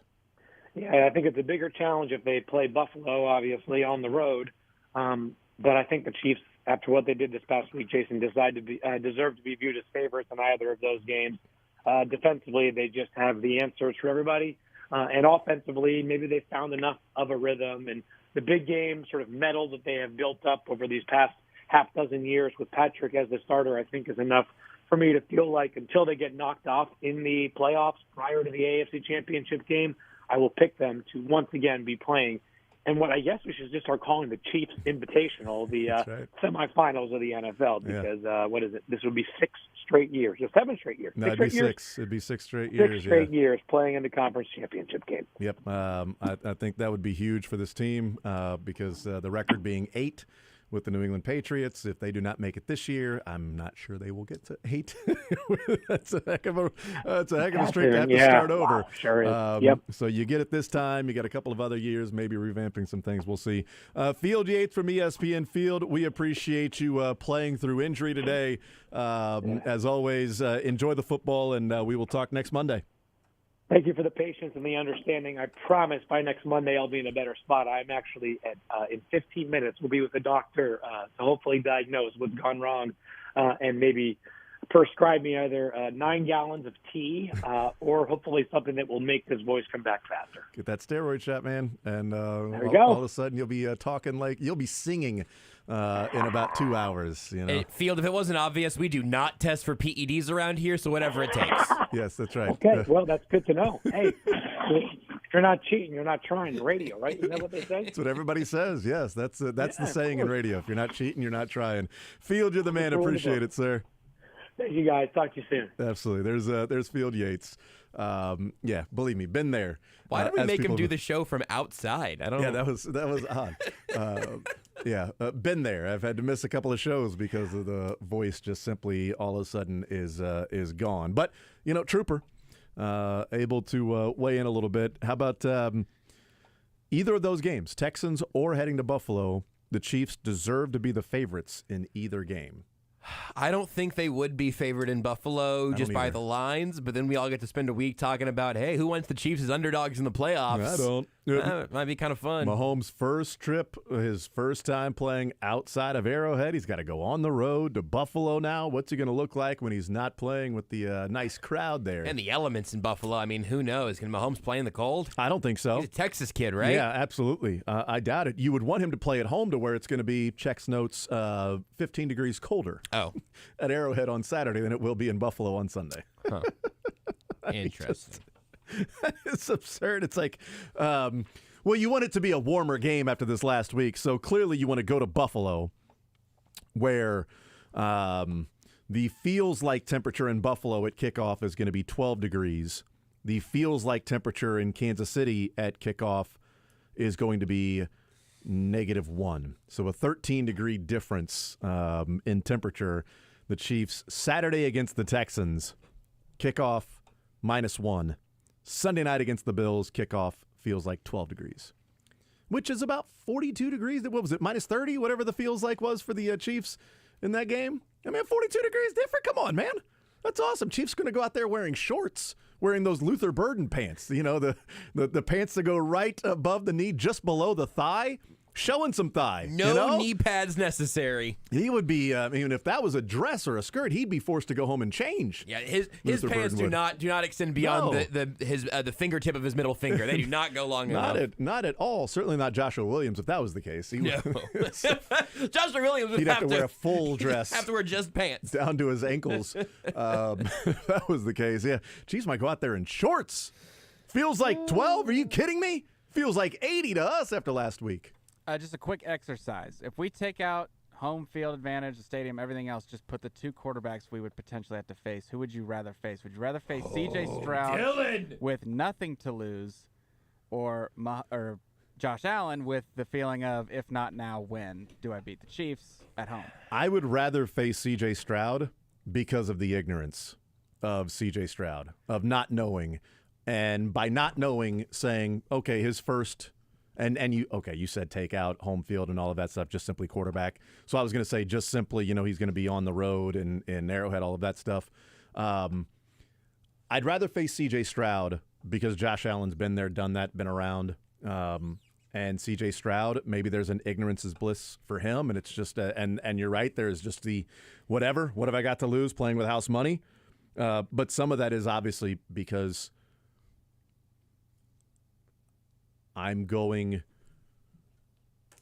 it's going to be rare for a quarterback just to go into the playoffs and take the NFL by storm and just be brilliant game in and game out. I've seen Josh Allen do crazy things.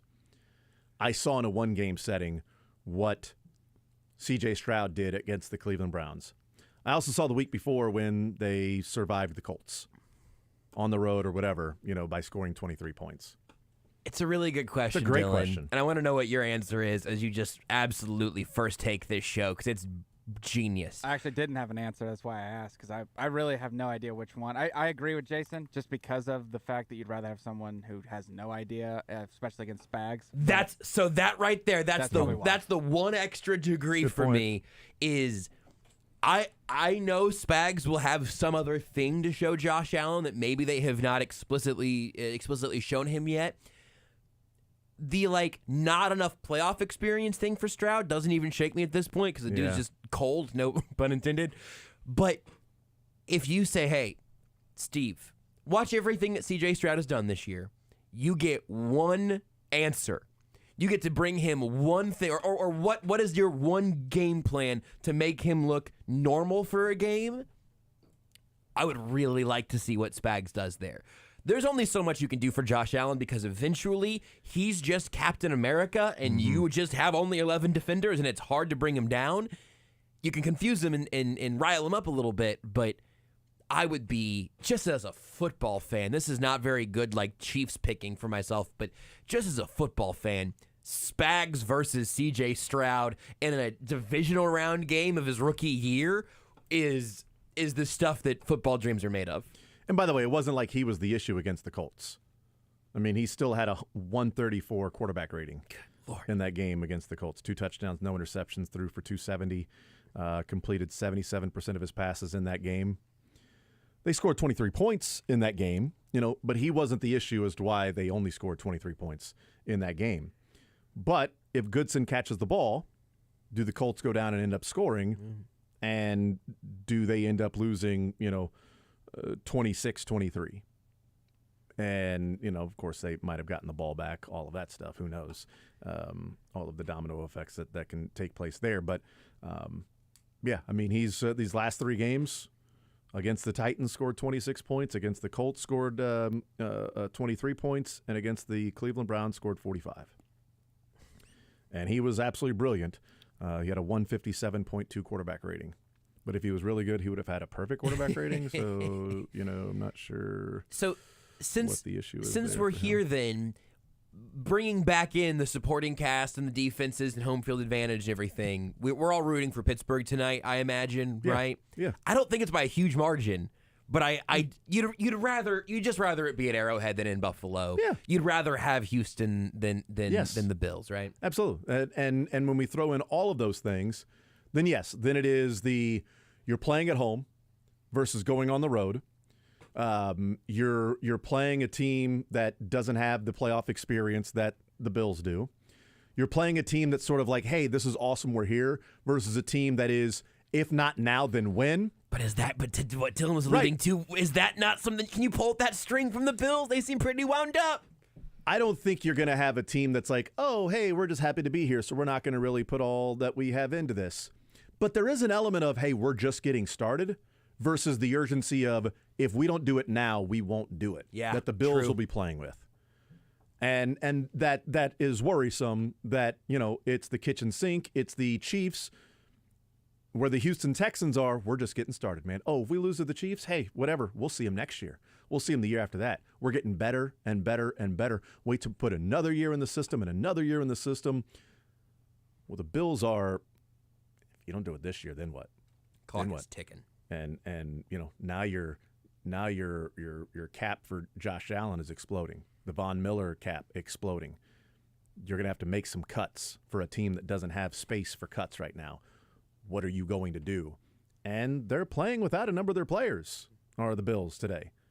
Who's those players that may not play, next week? I think that's a factor too. But is Noah Brown going to play for the Houston Texans next week? He left the game and didn't return. If it's just Nico Collins and then, Dalton Schultz, feels a lot like Rashee Rice and Travis Kelce there, but at Arrowhead Stadium in the elements, where, again, the last 3 games they have played have been in domes, have been indoors the last 3 games they've played. All been wins. They went on the road to New York and they scored 7 points. Excuse me, they scored 6 points. Now, at Cincinnati, they scored 30, but they played a lot of games indoors, as you would expect, because, that's typically what happens. I'm just talking about with C.J. Stroud at quarterback. I don't care about other quarterbacks and what they did then. Specifically, yeah, that's a good C.J. point. Stroud. I deleted the Stroudless games from my memory entirely. They Don't care. didn't really count. Yep, don't care about those games and backup quarterbacks and things like that. I care about only the games that C.J. Stroud played in that we're talking about. And you can listen to both games here across ESPN Kansas City and Sports Radio 810 WHB today. The Bills-Steelers game will start over on 1510 AM, 94.5 FM. That's ESPN Kansas City. Add it to your presets. And then after the program, we'll join in with it here. And the night game, Eagles-Bucks, will be here as well. We just get your home for everything. That's bleeping great. Every time I'm afraid that I'm going to run into that too confidently, and then I'm going to trip on bleeping. They're showing Sal Capaccio there in Buffalo and scenes of that. There's 3 hours before the game, and there's one section of seats that are cleared from snow. One section in the lower bowl that's in the corner. His mic is packed with snow. His mic is filled with snow. That's right. That's right. His mic is filled with snow, and every single seat is filled with snow except for one section in a corner that they have cleared out. Maybe in the next 3 hours they'll have those things cleared out in the seats, but they are focusing on walkways and pathways because by clearing, they showed a picture of the tunnel. The tunnel had snow up to the top of it. Good Lord. They're trying to clear out the tunnel because, when you're clearing the field, it's just like, clearing the field. Although you would think that if you're clearing the field, maybe just don't put it in the tunnel. I don't know. That's just what I would have done. I don't know. I'm not in charge of all of those things. They but need like a big flaming dumpster or something. They They need can a just big like flamethrower. chuck it into. Yeah, seriously, like something just start melting. There's nowhere to put all this snow. Just start melting stuff. Put a roof over it. I don't know. Well, no, they want to keep the elements. Somebody did have something pretty funny that was like, hold on.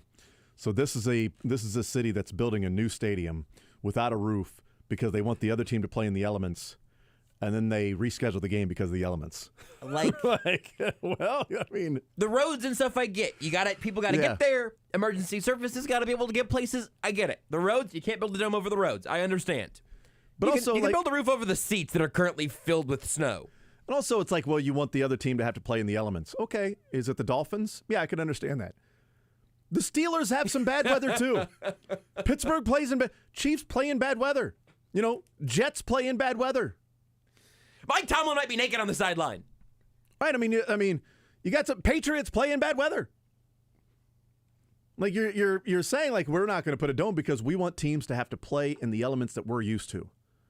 You're not playing against the rest of the league doesn't play on the equator. Right. I mean, this is really great for all their divisional games against the Texas and Florida teams. So one? Yeah. Once a year? You get Miami and you got 3 games every year against New England, the Jets, and the Dolphins at home. One of those, hey, the elements helps out. But the other teams, like if you were to play Baltimore at home, well, Baltimore's never played in Cleveland, Pittsburgh, Cincinnati, that's Chiefs, outdoor Denver teams that can snow on. Does Denver? Yeah, Now- they're Mile High. Now, if you're talking about the South, well, you're talking about Tennessee and Nashville. That's probably nicer.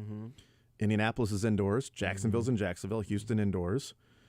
Vegas is indoors and in Vegas. Chargers indoors and in L.A. Like it matters. So there are a few teams that you would have the advantage of playing in the elements, but not enough to where you're like, no, let's not put a dome over this one because, you know, we definitely want a game in which our fans, one, going to be there, and two, if they're there, they've got to spend the time getting the snow out of their own seat while it's 0 degrees. Hey, Jeremy, did you call all of the fans that own a shovel? We can pay them like, I think, $20 an hour to just come out here and shovel for us? Yeah, no, we're a professional sports organization. Does that work? That'll do it? All right, thanks. And they're not even shoveling seats. Like, At some point, they have to pivot to start trying to get the roads right. It's just some of the shots look like maybe just a quarter or so was filled with snow. Now that, as you said, now that we're seeing some of the panoramic, like 3/4 of the stadium is just full of snow in the seats and everything. And yeah, it's not, hey, your seat's gonna be a little wet. Bring a towel. I don't know what you do other than just wear clothes that you would wear to, let's say, be stuck in an avalanche for 4 hours. I mean, they still got 3 hours, so they could maybe at this point they're like, all right, let's start on the seats. We got 3 hours before kick.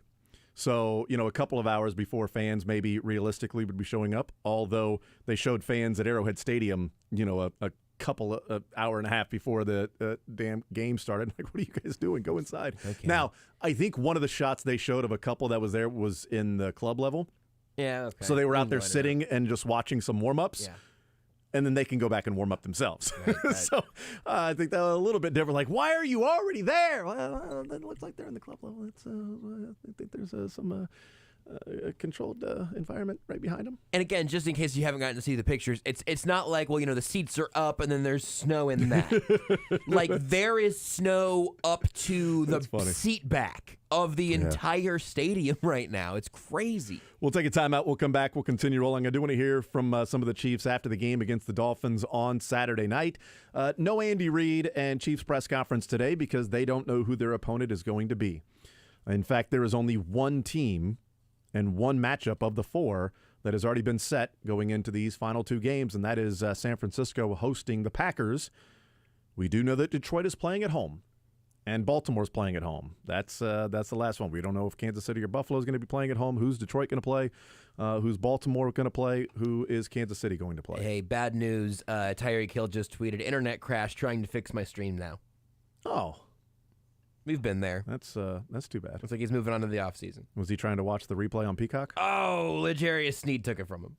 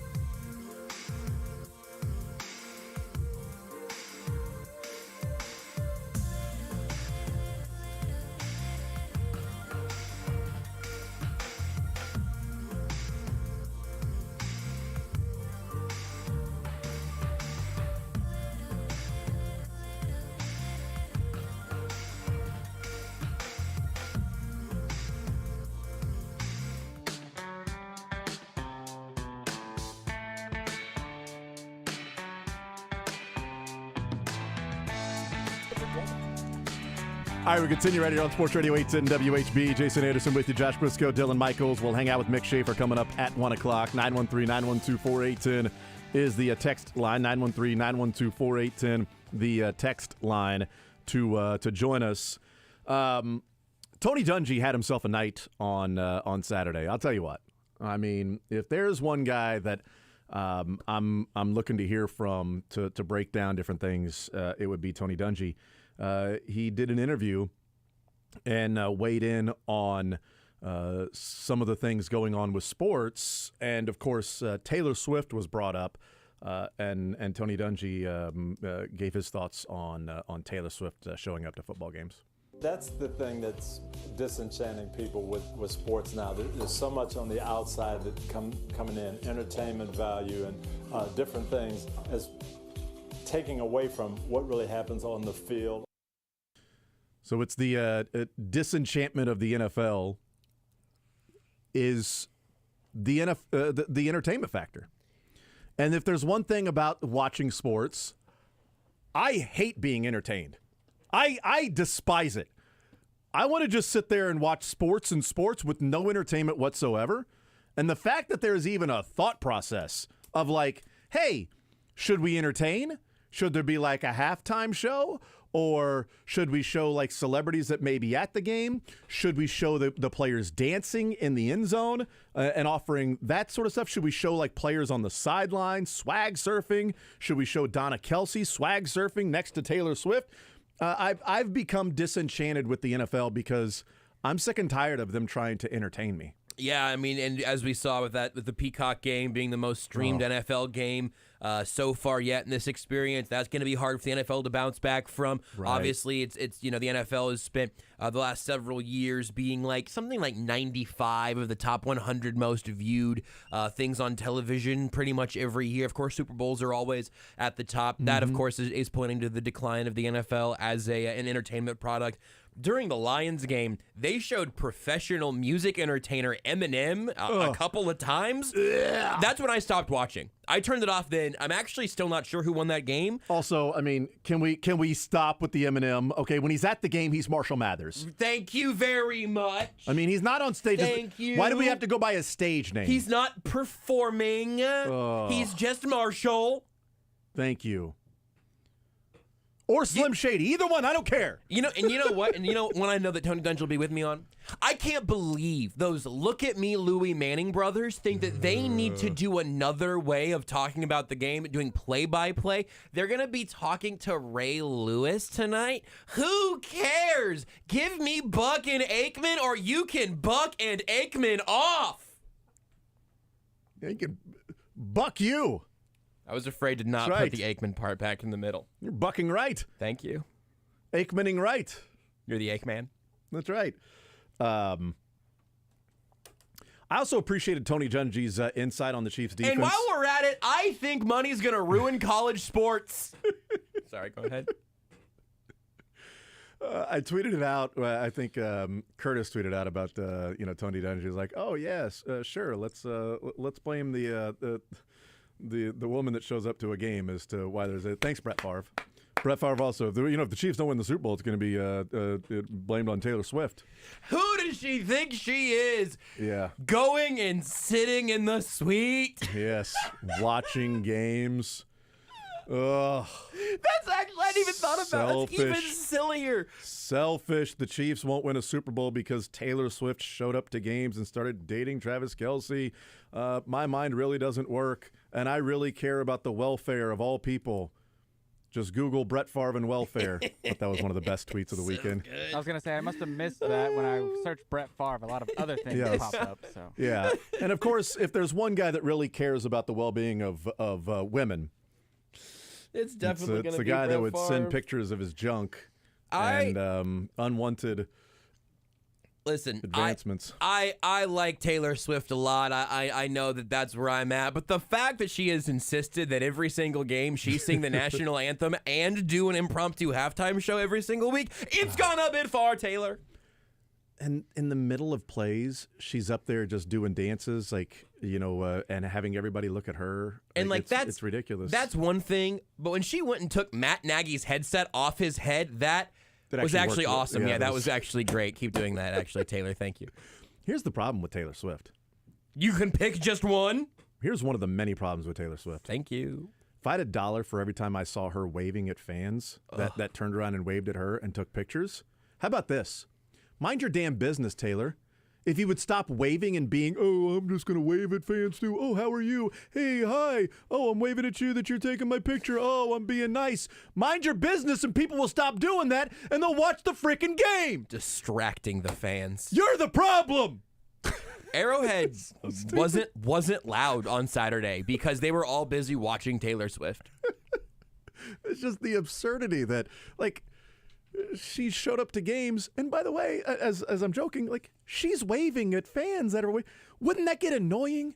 Where you're just sitting there and everybody, it's like you're in a fishbowl. Yes. Everybody's just turning around and staring at you, and yet you're still waving at people that are taking pictures. And like, how many other being nice to people? How many other celebrities would be like bodyguards? Nope. You're not taking pictures of her. She's she's really nice.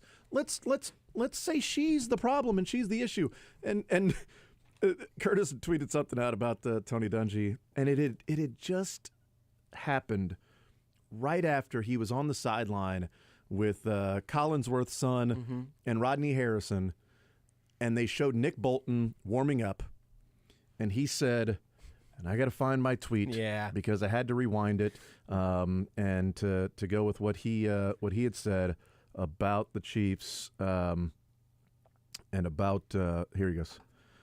Tony Dungy, there's Nick Bolton, a fast linebacker for this defense. He'll be key against the speed of Miami. As I tweeted out, Tony Dungy talking about somebody not named Nick Bolton. I mean, like, it's just not. What is Nick Bolton known for? Oh, the speed. He's a fast linebacker for this defense.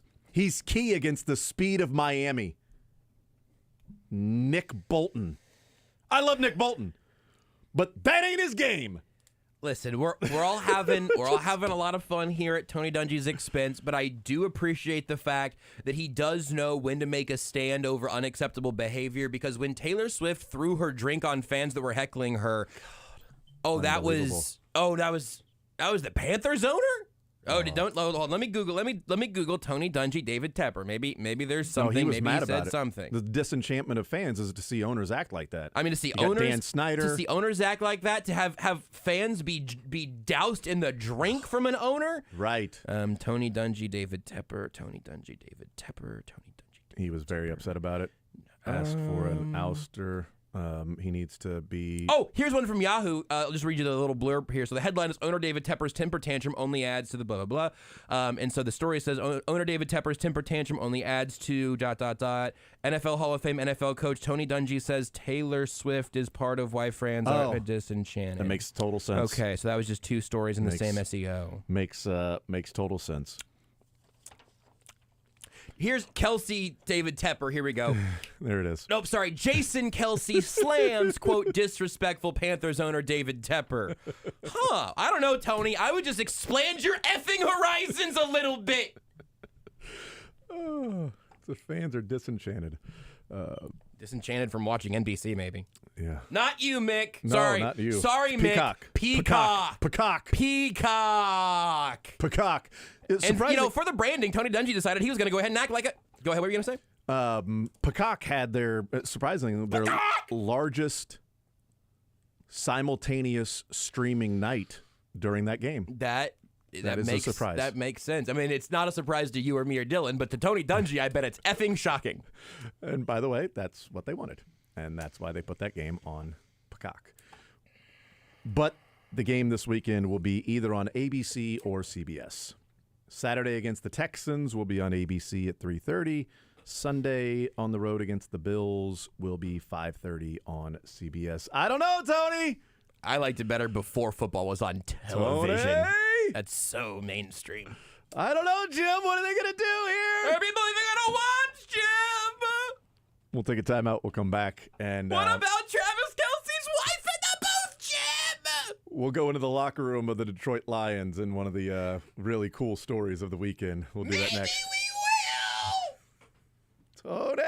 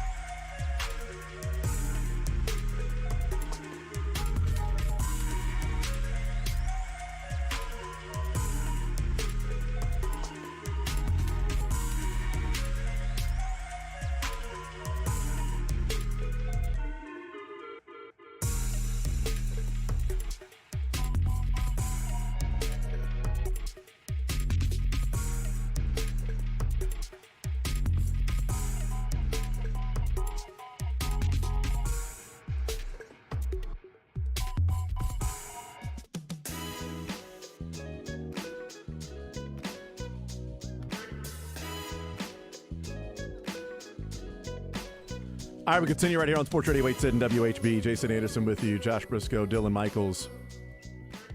The Lions with a huge win over the Los Angeles Rams. Emotional win, and long time waiting for the long-suffering Lions fans. So they get the win. They know they will be playing a home game against the winner of Tampa Bay and Philadelphia. So they will be returning to Detroit yet again. As the 3 seed, they get a home game because the 2 seed Dallas Cowboys lost to Green Bay. Here's what it sounded like in the locker room after the game was over with Dan Campbell. We play next Sunday back here at home, guys. So look, we got the winner of Tampa and Philly, which is tomorrow. We'll be here at 3 o'clock back at Ford Field because you guys earned it. Dude, how electric was it out there? I'm telling you what, it doesn't get any better. It's everything you dream of and then more. All right, that's outstanding work. I got 2 game balls. All right, number 1, listen, when you come in 3 years ago, like me and this guy did, and you had a vision and you start working together and you've got an idea how you want to build it and the type of players you're looking for and how you want to go top to bottom, offense, defense, special teams, and you're in lockstep. You're in lockstep. I'm telling you guys, it's a shitty business. It ain't always perfect, but we do a pretty good job, dude. Right. But without this guy right here, man, Brad Holmes.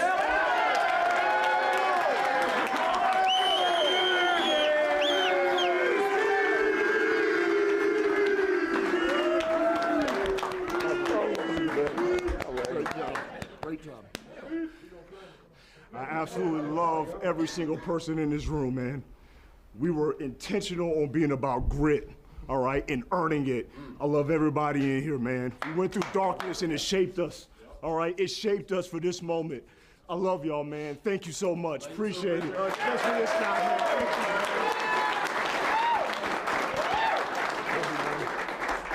Thank you. Okay, I'll just say it like this, all right? Hey, you're good enough for Detroit, Jay.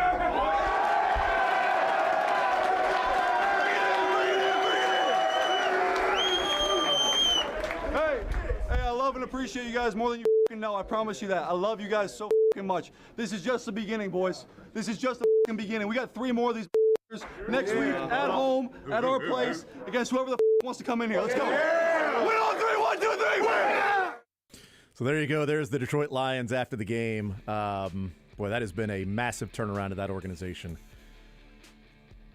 Hiring Brad Holmes, Dan Campbell, trading for Jared Goff, and you're good enough for Detroit, Jared Goff, and he was brilliant in that game too. He was good enough to get that win.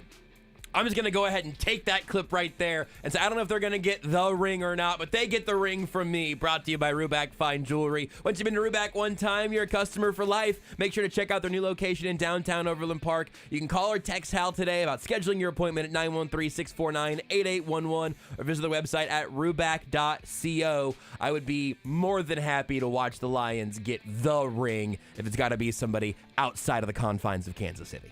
But I would love to see the Lions get the NFC Championship ring. Yes. And the Chiefs to get the AFC Championship ring. Be the best. That'd be perfectly fine. Bad day to be a kneecap.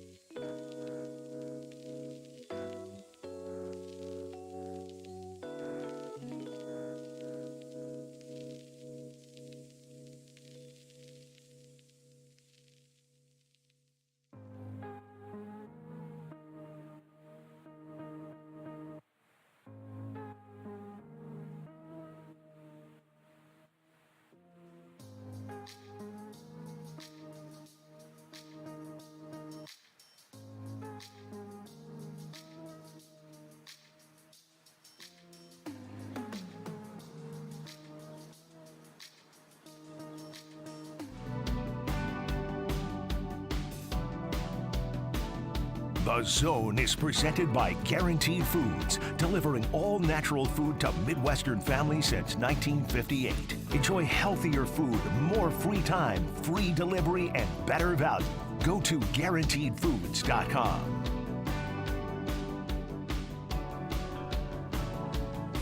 All right, we'll continue right here on Sports Radio 810 WHB. Jason Anderson with you, Josh Brisco, Dylan Michaels, Mick Schaefer hanging out with us. Feels like temperature in Buffalo today, 5 degrees right now. Kickoff in 2.5 hours. That's nothing. And some of the scenes, Josh and I were talking about it in the previous hour, some of the scenes in Orchard Park are comedic, of them shoveling the rows of seats that the snow is on the seats, shoveling it, and then throwing it on the next row. Shoveling it and then tossing it on the next row. Kids up there doing that? Kids we saw? Like, they're getting $20 to rearrange. Right. They're I moving. know they weren't supposed to shovel off the seats. That it was just whoever's sitting there. That's your problem. There. I mean, they are the snow on the seats in the rows. They are rearranging deck chairs on the Titanic. They are just moving the snow to a different seat. Is all they're doing because they've cleared off the aisles. They've cleared off walkways and paths. But by clearing off the aisles, they've taken that snow and thrown it into the rows of seats. Well, you saw the one shoot they had where the shirtless guy was sliding down. I'm like, okay, that's inventive, right? Right. You shoot it down the field, and eventually you're going to send it somewhere else. Matter's neither created nor destroyed, fellas. So it's got to. It can be melted, but not until you invite. But that heat. Matter still exists. You need heat in the system here at some point. Yeah, and then it showed big trucks hauling off the snow. So they were it was like a big old rocks or whatever. You would think or they have a better system in Buffalo, and which we should just shut down Buffalo maybe in the winter months every year. That would maybe just make the most sense. The system would be cool. Better than here's $20. Will you come? You have a shovel? And hopefully it's $20 an hour, right? It's $20 an hour. I think so, It's but it is $20 an hour. BYOS. But still, I think Bring your own need about shovel. 50. Give me 50. Maybe I'll go for a couple hours. I don't. How long did you shovel your own driveway? 45 minutes the other day. Before It took a long you time. thought I'd pay someone else $20 to do this for me. I got about 15 minutes in. I was like, if somebody did a good I just job. love the scenes of them shoveling the aisles onto the seats, just shoveling the snow, just throwing on. If you've got an aisle seat, you're screwed. You think that if you've Bills got an jersey's aisle keeping seat them in a warm? Bills game, you are absolutely screwed. It's like a slope. It's like the two aisles of the sections. The two aisles slope down into the middle where there's a little bit of snow, but slopes up to the aisles where they have been just shoveling the snows from the aisles onto the top of those How chairs. do they even get to the seats? So it's on the ends of each. The ends of each, so you can't even walk You have to through. climb a little igloo over and get in your seat. I mean, it's one thing to, oh my God, you had to brave the elements, and it was so freaking cold on Saturday for people to be out there, but they didn't have to then be out there in the cold and then sit in snow and around. They don't have it. like a snowblower that's skinny. They can just run through each Your one mother of those was a aisles. snowblower. Are you thought out yet, I Nick? think that barely. I think they're more concerned about the field, basically. The They don't field think looks they are. They're amazing. about the players Field and looks good. the fans, whatever. You're Field on your looks own. good. Are you thought out, though? It was the coldest I've ever been. My face, I couldn't feel my face. I felt bad for you. I was like the weekend. I can't feel my face when I'm with you. I felt bad for you, man. I'm watching, and I'm like, God. And I was I bet only he's out so there. cold right now. Press box was like we were sitting probably about 40 degrees. It's so cold there. Yeah. Like especially where your legs are right next to that glass. So we were so bundled up there. But when you got outside, it was just a different level of experience. And like our phones are our scripts and we plug in for our earpiece and everything. It's our phones are so much when you're going live. So gloves are on, gloves are off, gloves are on. I'm dropping a glove. No, I saw you like holding the phone and trying to switch the phone to different. Then switch phone in the pocket and then take the phone out of the pocket. And I don't have mix minus. I don't know what you call it in radio. But basically, you're hearing yourself 2 seconds later it's a and bridge trying or to whatever. talk. First of all, trying to talk in any weather with that is hard. So you have that, and then you have negative 10 degrees, whatever it was at that point. And I couldn't move my mouth, couldn't move my face. That was the worst part. I was just between hits. I was just covering my face with my gloves because I didn't have a ski mask or anything. Should have, I guess. You'd have done the show with a ski I mask. take it off for amazing. the on air. But No, you should have kept it on for the on air. Yeah, but we weren't actually out there too long. We were out there for about 20 minutes before our first hit. Went back in for podium. Came back out for another hit. We were out there for another 15, 20 minutes. But and then still, one more even time. that was ridiculous. So ridiculous. And the fans that brave the temperature, man. I don't know how they did it. They have well done with the goggles and the face masks and all that. You have to have that. Otherwise, I just don't know what You know what? You gotta pelt. You know, you got a feather in the cap of your fandom of, you know what? It's a story. You were there. It was a had to be there game. And it's like, you know, the Armageddon at Arrowhead with Mizzou and KU. It's like apparently they sold 250,000 tickets to that game. Yes, this is because everybody was there at that game. It's like, oh yeah, I was there. I was there. I was like, wow, 250,000 people were in attendance. And in this game, there's going to be, by the time it's over, it's going like to create so many liars. 300,000 people were there. Wilt's 100,000 or 100-point game. There were supposedly 100,000 people there in an arena that seated like 10. Yeah, that's right. So, I mean, but if you actually went there and braved that, that is definitely something on the resume. Could be on the, I don't know, on the on the grave. I was I don't proud know, on the headstone of like attended the game on January 13th against Chiefs the Dolphins. fans. Yeah, birth to January 14th, 2024. Put it on the gravestone. Here lies whoever, father, brother, husband, attended the Miami game. Popsicle. He died doing what he loves, watching Chiefs kick field goals in negative degrees. You guys might have heard. I haven't heard. We're all clear on that. There was no bad news at all there, right? Seems like I don't think so. I haven't heard any. I think almost 48 hours later, we should know by now. I think we're clear. I think everybody did okay. Good job. Listen, I'm guessing there may be a frostbite check-in. That one guy's nipples probably did not survive in the current state that he entered the game with. But if everybody's life is intact, I think we're good. Look, here's the thing. If you take your shirt off, then that's your own fault.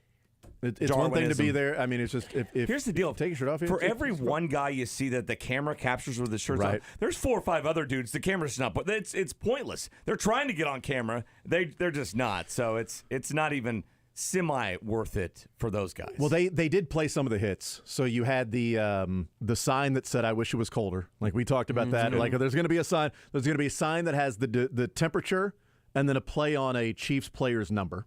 You know, there's going to be that. It's minus 30, but it feels like 87 over here. And then there's the crazy guy with his shirt off. Like those are the things that we're going to see for sure. Predictable. And we saw all 3 of those. So I wish it was colder, or I'm not cold, or warmer than you are. You know, dude, the fogged up sweet glass in front of Taylor Swift was so great. I was thinking of Chevy Chase in Vacation when he's looking at and imagining his pool and the lady at the jewelry store, and she was out there. And so I was actually proud of Chiefs Kingdom because the days leading up to, every time I turned on Facebook, it was people trying to give away tickets and everybody laughing at them underneath. I was on multiple threads where guys were trying to give away tickets, wasn't happening. I'm like, oh gosh, this could be bad. But that lower bowl was packed to the gills. Yeah. Middle was 2, and I'm a little sparse up top, but I've seen less fans for regular season games. Yeah. Absolutely, in great weather. Dude, so well done. Sitting up top, you're there. It's constant wind. I mean, that's... And you still had these humans. I think they're human. We're pulling up 2 hours before the game, and you look up top. It's your 3 rows from the top. It is -4. And you got the 2 people just sitting there in their seats. Why? 2 hours before the game, a mile up. Why? In the sky. You're catching in the wind more than anybody. Are they still there, frozen in the exact same spot? Yes. They're actually just cardboard cutouts like they did during COVID. Yeah. That's all they were, just to make it look like there were fans in attendance. I was close to hitting purchase. So not the get-in price. So the get-in price was like $40, but that's up there by those 2 individuals. A couple of club level tickets got all the way down to $200 a piece, and I'm like, my son and I can walk back inside and warm up. We can go outside and watch the game a little bit. Walk back inside and warm up. Not for Everett. He's not old enough to get credentialed yet. Well, actually, the Chiefs just declined. They just said we're not gonna let this happen. He struggles with writing stories on a deadline. So honestly, he would be a weapon in the locker room. He could like get under some arms, just hold a phone up and under. He actually might be. This might be the thing we need. Hold him over, and he'd be like the boom mic or whatever. Yeah. No, I was close. I'm like, but man. The walk there and back of... How many games have you gone to this season? This season, none. And that was going to be the one you go to. Playoffs, Mick. It's the playoffs. It's the playoffs. It's probably quite literally the least meaningful playoff game Mahomes ever played in, right? What would if it was 50 degrees and sunny? I would say the Steelers, right? The wild card, right? Yeah. 50 degrees and sunny. What would those club level tickets gone for? $1,200, $1,300? 50 degrees and sunny? Up there, absolutely. Yeah. I wonder if part of that was just Kansas City fans are just used to these playoff games at this point, which is silly, and so that the demand is, because I remember I was at a Chiefs Patriots game to open, I think it was the 2017 season, right, when Chiefs beat them on Thursday night. It was on NBC, and the Red Sox were in the playoffs. Nope, sorry, this would have been the Patrick Mahomes game. Would have been like 5 games in. The Red Sox were in the playoffs, so it would have been October. And I want to say it was an ALCS, maybe an ALDS. And we were like, hey, we got the night off. We should go try to see if we have enough money to score tickets. They were like $80 to get into like a play. Damn it, we don't have enough. Damn it, we don't have enough money. It's a lot more than that. But the Red Sox are so used to being in the playoffs. Yeah. I wonder if it's similar things happening in Kansas City. Mostly, I'm sure this was about the weather. But I'm sure there is some like, man, wild card. Come on, but I think used to this. I think it's one of those not even 6 degrees of Kevin Bacon. I think everybody probably has at least a story or two where they've heard from somebody that are like, oh, I got offered tickets, but I was like, no, thank you. More like no, thank you. More like negative 6 degrees of Kevin Bacon. I see what you did there because of the play on the cold. What did you make of the actual game then? And how the Chiefs play? They win 26-7. I was impressed. I thought the only time this season since the Bears game, I felt the Chiefs were in control the entire game. The entire game. When it was 7-0, when it was, I don't know, 10-0, 13-7, whatever. It didn't matter. When they were stalling out, it was more just frustrating. Like, okay, you can put this game to bed by halftime, right? This game could be over mid-third quarter, right? And so it was frustrating. Kicking the field goals, the biggest one, obviously, 1st and goal at the 3. That's got to be. I don't care what the weather is. The weather absolutely played a factor in some of those. But it was nice getting the last touchdown, the stamp on it to get to 26 points, which is a high-scoring game for the Kansas City Chiefs this year. And so that was the most satisfied I've been watching a Chiefs game all year long. That was Josh and I talked about this earlier. I said it was the 3rd game under Patrick Mahomes that has been sort of stress-free the last quarter and a half. He looked the best. I think he's looked all season. And Josh said it was the 2nd. So I put stress-free playoff game. Stress-free playoff game in the last quarter and a half. Colts in 2018, they won 31-13. Steelers 42-21, and then this one. But he threw the Colts out and said that was the first one. They were down. Half credit to just because the block punt for a touchdown. It was I don't know. The Steelers. No. The Colts game. No, the Colts, they got up early. They were up 7-0.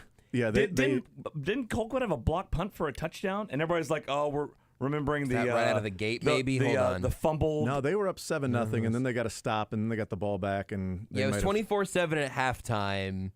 Chiefs Colts. There was not a block punt. There was, but not until the second quarter. That was their first touchdown. I'm not saying it's the first that time made of it the day. 17-7. Oh yeah, at 17-7 block punt, you start going. For sure. But I think definitely the last quarter and a half. But to Josh's point, he was like, look, I mean, too many ghosts. They hadn't won at home in a long time, and it was for the Colts. Most of the fourth quarter against the Bills, the first time AFC Championship game, right? You kind of knew once they Sammy were down, caught that ball. They were down 10-0. They were down 10, I think, twice to the Bills in that AFC Championship game. And at 2 different times. Like they got down 10, they scored, then they got down 10 again. Because that was the year they were down double digits every single playoff game and won the Super Bowl. That was also Tennessee the year before when they were down 10-0 because they were down Texans and then the 49ers. That's right. But like exactly, Tennessee, so like we're talking about these games where they're trailing by 10 in all of them, and it's like, well, yeah, but by the time you get to the fourth, like the Texans was fun in the fourth quarter, but good God, the second and third quarter was all about, what the hell's going on with this team. Well, the first quarter was what was going on. The second and third quarter was, wee! This is the greatest ride I've ever been on in my life. If you're just saying last quarter and a half, I would throw Texans in there, right? I mean, they had that thing in control. That dominance and how much fun that was. But just like, I don't know, maybe start to finish. Maybe if you just say sort of start to finish, you feel like they're in control. Yeah. And because like they played Cleveland and it's like, oh, they're better, but Mahomes left the game, and Chad Henne had a 4th down conversion. That was down to the wire. You play Jacksonville, it's like, well, they're in control. Oh, but Mahomes' ankle, and who knows what's going to happen. Obviously, the Bengals games and the Buffalo games and trailing by 10 to the Titans, trailing by 24 to the Texans, trailing by, double digits to the Bills the next year in the AFC Championship game. Like from start to finish, you just felt like they're in control, and it didn't come down to how have they been in control, and this team has the ball with a chance to win. Like it didn't happen like that. At halftime, you felt like they are in control, and they're only leading by, what was it, 16-7? Was the 16-7 was halftime score, yeah. You're like, they're only up by 9. And you're and like, they've this just should been be 20-7 dominating. at least. They come out Could of here be 24-7. I mean, they come out here and hit a big play, and all of a sudden you're like, oh my God, how are you only up by 2? And they've just been. That was the only sort of stress, really. But from the beginning, when that third down conversion on the first drive, that was huge. At that point, and then they started running Pacheco. I'm like, okay, all right, this team is. And then they come out and get the defensive stop, get the ball back to Patrick Mahomes. They go 3 and out. Then they get the interception. Then they go down and score, and they're up 10-0. Like, all right, they've gone a 3 and out with Miami. They got an interception with Tua. They're moving him off his spot. They're pressuring him. They're stopping the run, and offensively they're running the football. I feel pretty good once they got up 10-0. Even with the Tyreek Hill 53-yard touchdown, I'm like, I mean, that's all they're going to have is chances like that. And that was 2nd and 1, where it was a great play call by the Dolphins to take advantage of the Chiefs thinking they're going to go and run the ball. Left one-on-one with McDuffie, who's not the fastest individual out there. Well, and it would have paid off if he was slower because that ball was so underthrown. Are you kidding me? Yeah, if that was a point. normal underthrown ball, it's a PI and a pass breakup. Yeah. If it's thrown well, maybe a touchdown, maybe a pass breakup. I don't know. But it was so underthrown that the PI happened and the catch and the touchdown. He hit him and then fell down before the ball I think it's funny. We saw the difference literally on the exact same swath of the field between Tyreek Hill and McCole Hardman in tracking a football. Yeah. Right before that, it was McCole who he might not have seen it. Well, McCole when never he did, even he looked was up. not just adjusting to it. Never even looked up. I mean, he was just but looking that's back. part of tracking it, right? Is finding it. Yeah. I mean, he just looked back as if like, oh, the ball's coming to me. Where? And then he looks up and the ball hits the ground. He's like, oh, it was right there. And Mahomes is like, hey, dude, look up. You're running deep. The McCole I'm Chiefs throwing the ball. Kingdom Love had a nice week-long run. He did it last week too. That was frustrating.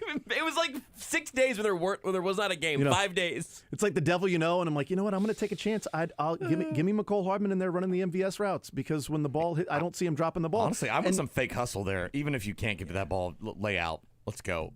Yeah, there was one I think he could have. The one deep over the middle, not the one that he got held. Exactly. The one deep over the middle when he was running from almost from like left hit to right to his side. I'm like, okay. Yeah, and then at last second he reached his arms out and it landed 2 feet from his foot. Yeah. Like, dude, Yeah, if I'm you like, dive, were you afraid that Show me some fake hustle at the very least. Yeah, man. And he clearly was held, and it should have been a penalty on the other one. Yep. But I also think had he fought through that and then turned around and looked and went and got the ball, he might have been close to catching it. It was still a penalty, but he just, as soon as he got held, he just stopped and looked at the official like, hey, the guy held. What? Yeah, that was really, really disappointing because clearly, dude, you're getting extra reps. I mean, looking at the playing time, I mean, he and MVS were almost even in snap counts. I think MVS had, let's see, Marquez Valdez-Scantling played 41%, Hardman played 34%. MVS played 5 more snaps than Hardman in that game. He's clearly getting more of MVS's snaps. And then 3 times he got the ball thrown to him, and all 3 times it was like, what, to me? Oh, is that going to me? Like, dude, come on, man. MVS opened the door for you. You then played like that against the Chargers to help yourself get in the door. And then you just looked at the door open and was like, was I supposed to go through that? You're apparently on the other team's scouting report because they sniffed out that, 3rd and 1 jet sweep. That was Mahomes, though. How about that? Mahomes is like, I made the wrong read. I should have handed it off, which, by the way, the handoff up the middle was just so wide open. And he's like, I tossed it. I didn't think the cornerback was going to stay there, which he did. He just stood right there and waited for him. But also, do you need a read to where you can hand off or toss it to the wide receiver or just simply give it to Pacheco up the middle? Apparently we need double-digit options on any 3rd and 1. That's right. But, hey, I'm glad that Andy said keep the offense out there. Because my biggest frustration with that is not only did you get stopped, but now you took yourself out of Andy Reid going for it, territory. And then they went for it. I'm like, wow, how about that? And then Mahomes, had that big run. And as he said after the game, he's like, well, I had to make up for it that, Andy putting the faith in me because I made just a terrible read on that. And, yeah, if he hands was that off big to run Pacheco, when he got when he got hit, when he knocked the piece out? It was the second big run. Yeah. The 4th and 5 big run, he ends up running out of bounds after a gain of 20-something. And then he had another big run where he got the See how much the open spot in the helmet looks like a Grim Reaper. I did see That's that. really cool. I did see that. I did not see that. And with I didn't look it up. with his big old whatever you call that, his With staff. the scythe. Yeah, with the scythe up there. Yeah, it's like when you see some of those Facebook posts your grandma shared. It's like the scientists discovered a new galaxy, and look at that. It's a crucifix. It's kind of like Jesus like, in the toast. Yeah, Jesus showed up in my Jesus toast, in the and people are coming. Yeah, but usually better, it's but Jesus. this is better. But in this case, it's Patrick Mahomes, so it's even better. It's sort of the same. One and the same. It's basically just Jesus in the helmet now. Synonymous. All right, we'll take a timeout. We'll come back. We will get Learn Funniest Best from the weekend. More Zone hanging out with Mick Schaefer right after this.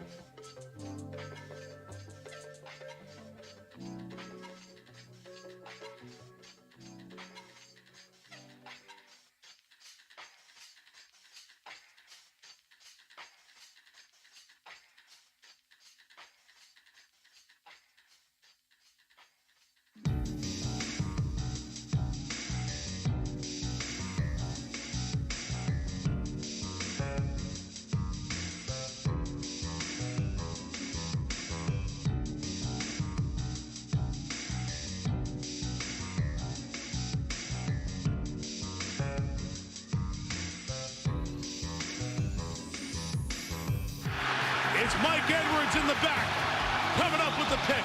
Tagovailoa tries to throw in the middle, and instead of a short 1-yard pickup for a first down, good field position again for KC. All right, we'll continue right here on Sports Radio 810 WHB. Jason Anderson with you, Josh Brisco, Dylan Michaels, and, of course, Mick Schaefer joining us. You can head to Johnny's Tavern today, 18-inch New York-style specialty pizza. Okay. The Monday after every KC game. Sounds like it a is ZOU purchase. 26% off. That's right, 26% off today only and dine-in only. Johnny'sTavern.com. Visit them online for all of the daily specials. But today, 26% off thanks to the Chiefs scoring 26 I was points. going to say the Chiefs scored 26 points. They did it. And We got have you there. guys picked up on this? Charles Minihue gave out 90 Peacock subscriptions. That's also his number. Wow, so the 26% off at Johnny's Tavern is 26% off today, and coincidentally, that's how many points the Chiefs scored. And then Charles Minihue. The last 3 digits of the text line are 810. Wait till I tell you about the phone number. The last. I'm not ready. Are there we'll two tell you- 810s in it? We'll tell you that next week. Here's the thing, Mick. I'm going to go bring in. I don't know why the hell there's a 3 because that's not anywhere. Yeah, I've been yeah, very yeah. confused by that for a long time. We're not Sports Radio 3. It should have just be 913-810-810. Or that just should be the number. Or just you should be able to. You know what? 810. 810. Hey, you can call 911. They got 3 numbers. 411 is a thing. Call 810 and Dylan should have to answer. Hello? Yeah, I got a sports take right now. Oh, I got to get it off my chest right now. I got a sports take, please. All right, sir, calm down. Can you tell me where you are? I'm in Overland Park. All right, what's your name? Okay. All right, sir. I'm going to have you hold on. Okay, great. John in Overland Park's on line 1. I think take emergency. Overland Park. Special Overland Park. I think take emergency is a good bit. I think getting a sense of urgency in for the calls would be good. I like this. In my hometown in the 1970s, as late as the 70s and early 80s, you just had to dial 3 numbers to get talk Anybody? to your neighbor because all the numbers started with 2. And they had the same prefix and the same area code, so just 3. My grandma had the party line, so like the 3 different people. That was amazing. Mick's neighborhood has a party line. Party line, same deal. Yeah. It's mainly like a pineapple, coconut, whatever you guys want to use. All right, Learn Funniest Best is presented by Pyramid Roofing. For a free estimate, 816-966-1101 or pyramidroofingkc.com. A couple things I learned weather-related. A lot of things learned weather-related, but I learned that people on Twitter would rather tweet something stupid than take the time to look at a weather app. Sorry. Well, that's... Like, for instance, saying, well, now that the Bills-Steelers game's open, why don't they just move the Chiefs game to Sunday at 1? Those are called Dolphins fans, not necessarily narrow it down to people on Twitter. Well, you realize it's actually going to be colder on Sunday at 1 that you could have looked up. They don't realize that. Yeah. And then the other thing is that I really learned, is that my car has a dash on the temperature gauge for the negative. I didn't know that. A dash on the temperature like a dash gauge? for the negative. Oh, I didn't know that. I was wondering like it got down to like 2 or 1 or even 0, but I've never known what would happen if it's like. I can't remember negative. it Good. being this cold this long. This is going to be 3 to 4 days negative temperatures. Yeah, and I then can't remember that. And then on Saturday, it's going to be a feels like of -1 if they play the Texans at home on Saturday. It's going to be a feels like of -1. Can we get a reprieve, man? It's like, oh, don't worry. I might be on board with the Texans fans this time. Move it to the Dome. Move it to Houston. Move it to Houston. What's the difference? 3-4 seed, very similar, right? They are. I mean, very close. Houston played so well. Don't they kind of deserve? Let the Chiefs sell tickets first, like it would if it was a home game, and then just say, "Hey, it's in Houston." Chiefs fans would be happy to drive to Texas right now. Open it up to Chiefs season ticket holders first, and then anybody around Houston. Here's the deal: the game's going to be on one of 2 networks, and neither one's NBC. So you don't have to be out there in the freezing. We'll be cold out there, but not for the extended period of time. Yeah. What did you learn, Josh? I learned that I can learn a sports thing from Beards. This learned courtesy of Beards McFly, a posthumous NBA. learned. NFL, believe it or not. The Houston Texans won a playoff game on Saturday. Beards learned that. But also, the last time the Dolphins won a playoff game, the Texans didn't exist yet. That's amazing. The Dolphins won in 2000, in December 2000, and the Texans debuted in 2002. So I learned that. I also learned just about 30 seconds ago that Caleb Williams is finally declaring for the NFL draft. Whoa. So Ian Rappaport puts that out. Obviously not a surprise in the big picture, but it was kind of weird that it took him this long. So I learned 2 things. Interesting. Okay, he wants to go to Chicago. All That's right. where he's at, yeah. Wants to be a Bear. Saw the weather up here. He's like, hey, listen, this Midwest weather, that's for me. That's right. What was what Tirico said last night?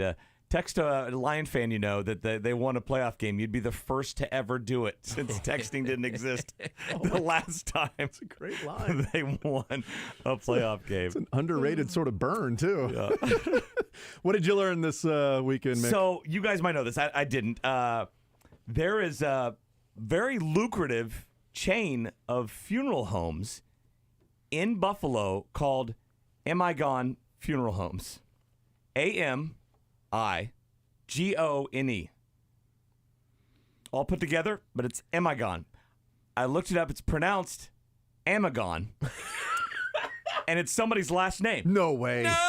There's a whole family that's the CEO, the president, the vice president, and they're all over in Orchard Park and Buffalo, all the suburbs around Buffalo. It's very well known there, and basically it's spelled out Am I Gone Funeral Home. And it's not like a play on words, which I didn't think you would do anyway for a funeral home, right?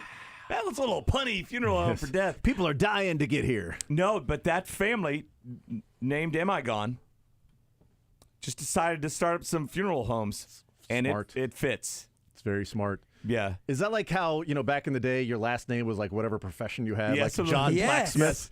It's Jeff, he's a funeral home. What do we call I don't know. John Am I Gone? I don't know if they're biggest competitors of the Dirt Naps. I don't know. There's a K in there. That's K-N-A-P. K-N-A-P-S. Yeah. Yes. And the restaurant chain of John Hungry for Food. Yeah. I think I'd like a punny funeral home or cremation service for me. Well, I think I see the video. They're busy these days, I bet. If you wanna take me to ashes or whatever, I'm good with that. Smoke a bowl, I think, is good with me. Yeah, but that's just a family's last name of Ash. Yeah, that's fine. Ashes and Sons. No, let's go Ashes to Ashes. Okay, it actually they've passed it down generations, so it's gone from ashes to ashes to ashes throughout the family line. Earning to be here. Ooh. Yeah. So. Earn, baby, earn. Don't worry, people. We'll all end up there. Okay, it's a fact of life. Dylan, besides learning that, Take me to possum food. What did you learn this weekend, sir? Also, a Texans playoff stat: the Texans have more playoff wins since 2002, the year that they were created, than the Cowboys. So they are officially Texas's team. For now. Yeah. Great call. Great call. Since we all used to learn, and that popped up there, the Cowboys are the first team in NFL history to have 3 straight seasons of 12 or more wins and not make a championship game of their conference. Wow. And did they win one playoff game in that time? 1-3 under Mike McCarthy. They've won one playoff game to get to the divisional round. I can't believe they have the longest conference game drought in the NFC. Is that right? Probably. Which is amazing. It's unbelievable. They play in they play the Lions. Lions are in the NFC. Yeah, they are. That's right. But I don't think have they made one since the Cowboys? I don't know. I think they might be in that boat too. But yeah, that's amazing. It's unbelievable. All right, Josh, we'll start with you. Funniest from the weekend.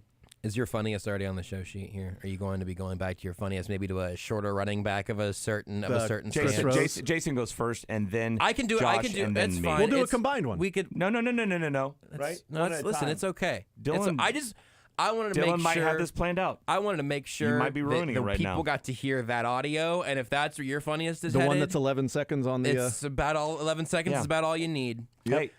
I'll go ahead. I'll go ahead and make it the funniest of today as well, which is Tyreek Hill quote tweeting the clip of L'Jarius Sneed hand fighting him to the ground. Quote tweeting it. Jammed my eye to Cancun. I appreciate Tyreek having a sense of humor. He was also streaming Fortnite today. His connection did crash. I think he's back.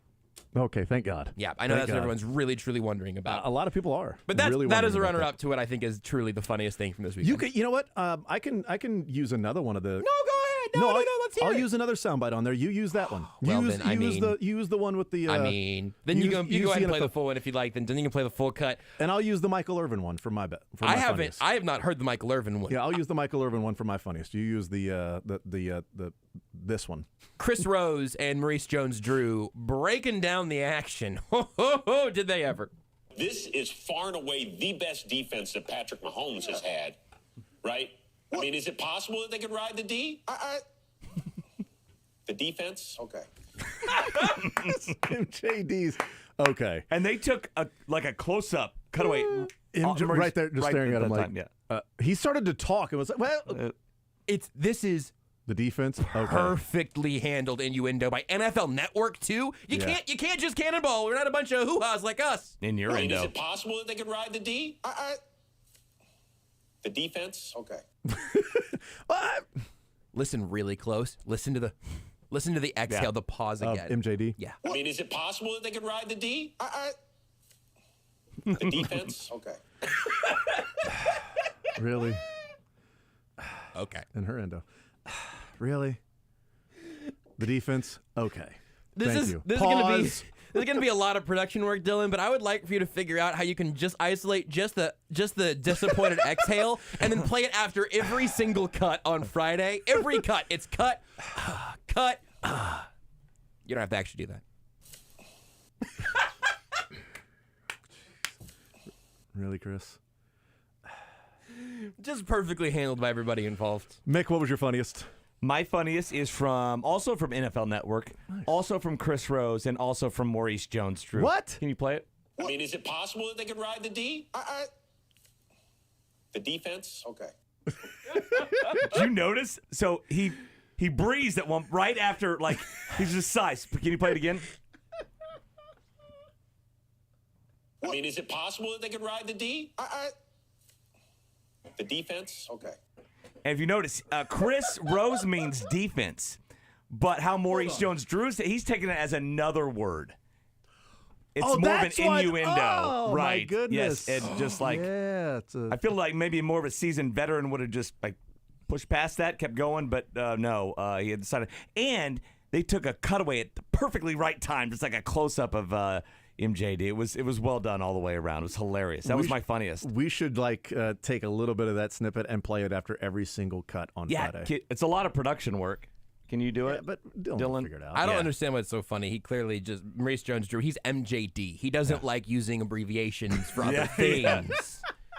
He's like, can they ride the Drew? Like, well, no, man. That's me. Maurice Jones defense. That's what the D stands for. Okay. I really sat here for a second and thought about, could I say Maurice Jones D? Because, I mean, it's a word of a name. I could say Dick Vermeil. Yeah. I could say Maurice Jones Dick Vermeil. Yeah. You can use that as a pun name game. Yeah, exactly. Before and after. Before and after. Dylan, what was that really your funniest, Mick? Yeah. It's awesome. the funniest It was thing. funny. It was If you the guys funniest. screwed it up, It's you so could funny. follow it up with a third, and Yeah. then get even funnier. That was yours. Dylan, what was your funniest? Actually, my funniest, I am going to stray away from this. Damn it.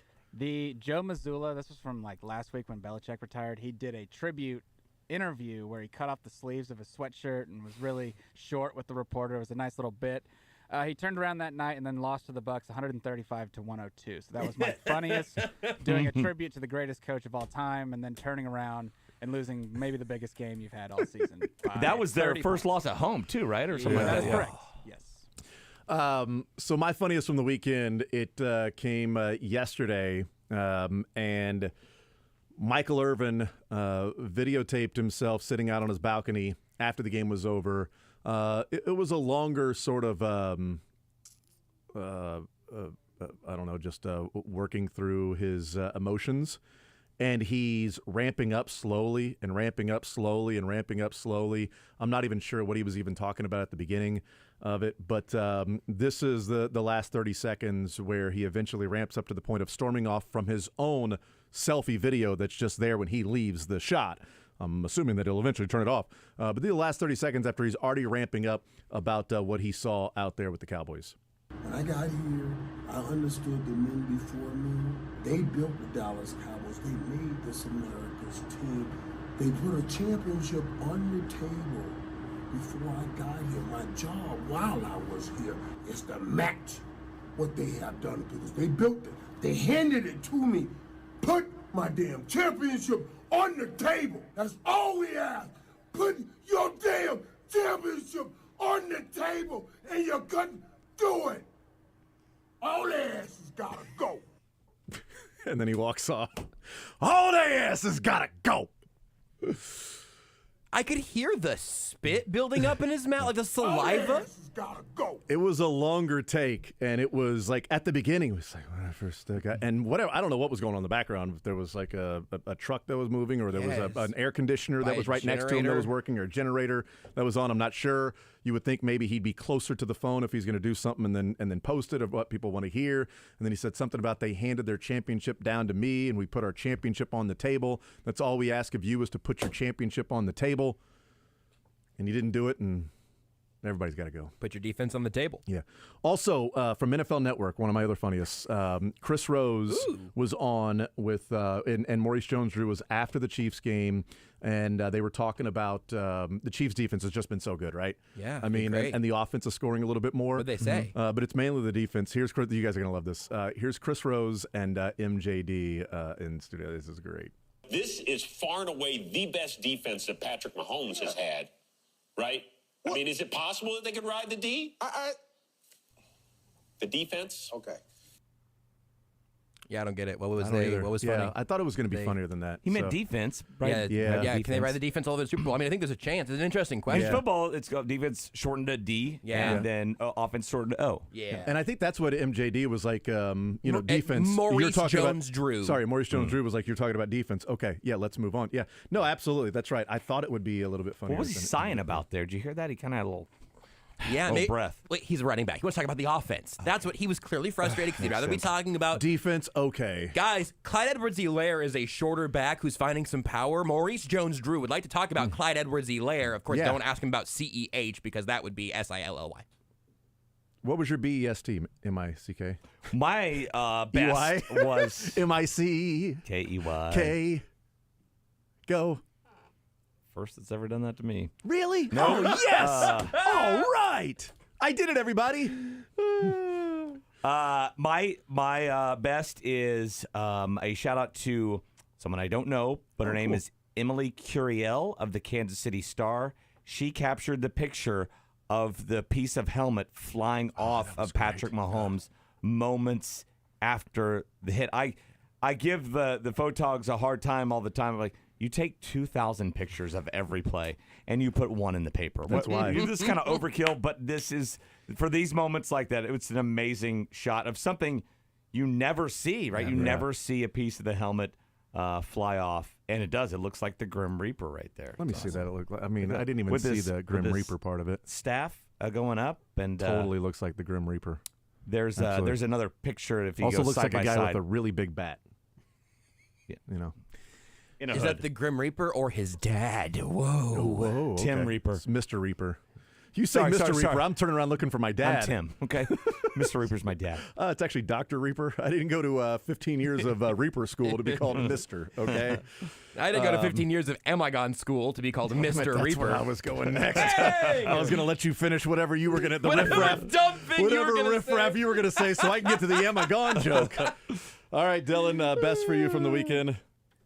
Pretty short. It's just a video that's smart water freezing upon removing it from the fridge. That's just a great, fast, quick way to show how cold it was, as though everyone didn't tweet 100 pictures of their beer already. Those frozen. were also Those crazy. were also great. The science experiment video, though, very cool. They're great. My best was just simply the icicles on the mustache. So good. Just the the lasting image I'll have of the icicles on the mustache of Andy Reid. Simply my best from the weekend. Does this supplant his fogged up shield mask? I think this is 1-1. Is this like the pine tar to George Brett's? D? No, he had the when he can't sit down. Yeah, the hemorrhoids. Hemorrhoids, yeah. Mm-hmm. I think this. The reason I go with this is because it goes along with the coldest game that this one surpassed. Yeah. Is Tom Coughlin in the red face, the wind-burned face of that Tom Coughlin photo. Now Andy Reid has the icicle mustache to go along with that, that there is that lasting. The broken helmet is cool, but it's like, oh, the helmet broke. But does that tell the story of the helmet broke because it was so cold, like 15 years from now? Whereas the icicles on the mustache tell the story of how cold that was in that game. I feel like the helmet broke because it was cold. I do too, yeah. We talked all week last week about how young Andy Reid is, 65. He's now 78 after that game. His mustache, though, was cryogenically frozen. It will not age again. It's actually 65 in one less day than everybody else. Josh, your best from the weekend? Three-parter involving Taylor Swift after allegedly taking shots in the suite. Windows open, 1, hanging out of the window to high-five freezing drunk fans. But actually, number 2, the master of branding is giving high 4s out in honor of Rashee Rice. And then number 3, my realization that Taylor Swift and an army of Swifties may just assume that Rashee Rice is the greatest wide receiver in the history of the sport. And they might not be wrong. They might not be wrong. We have a new greatest Rice wide receiver of all time. Name a better Rice. Name a better Rice. Name a better one. Jerry. Two E's on the end. Aroni. We wrap up the show. Aroni Rice. I don't get it.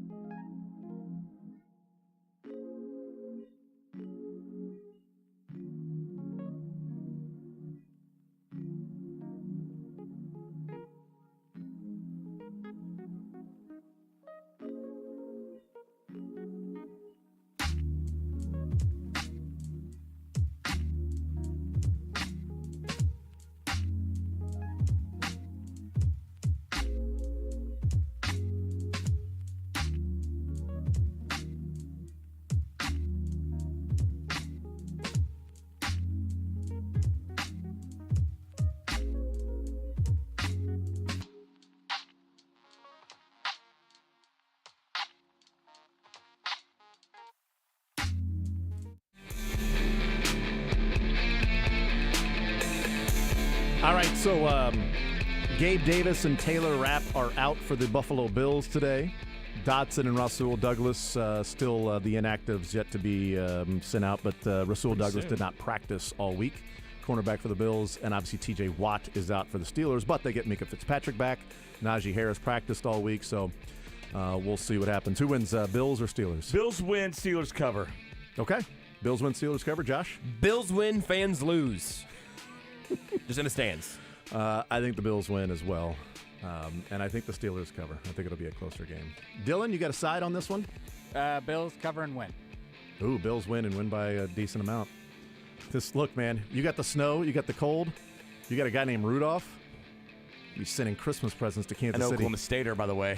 Yeah. Go Pokes. Go Pokes! Yeah, Go poke that's yourself. right. Chiefs fans should cheer for him. They should.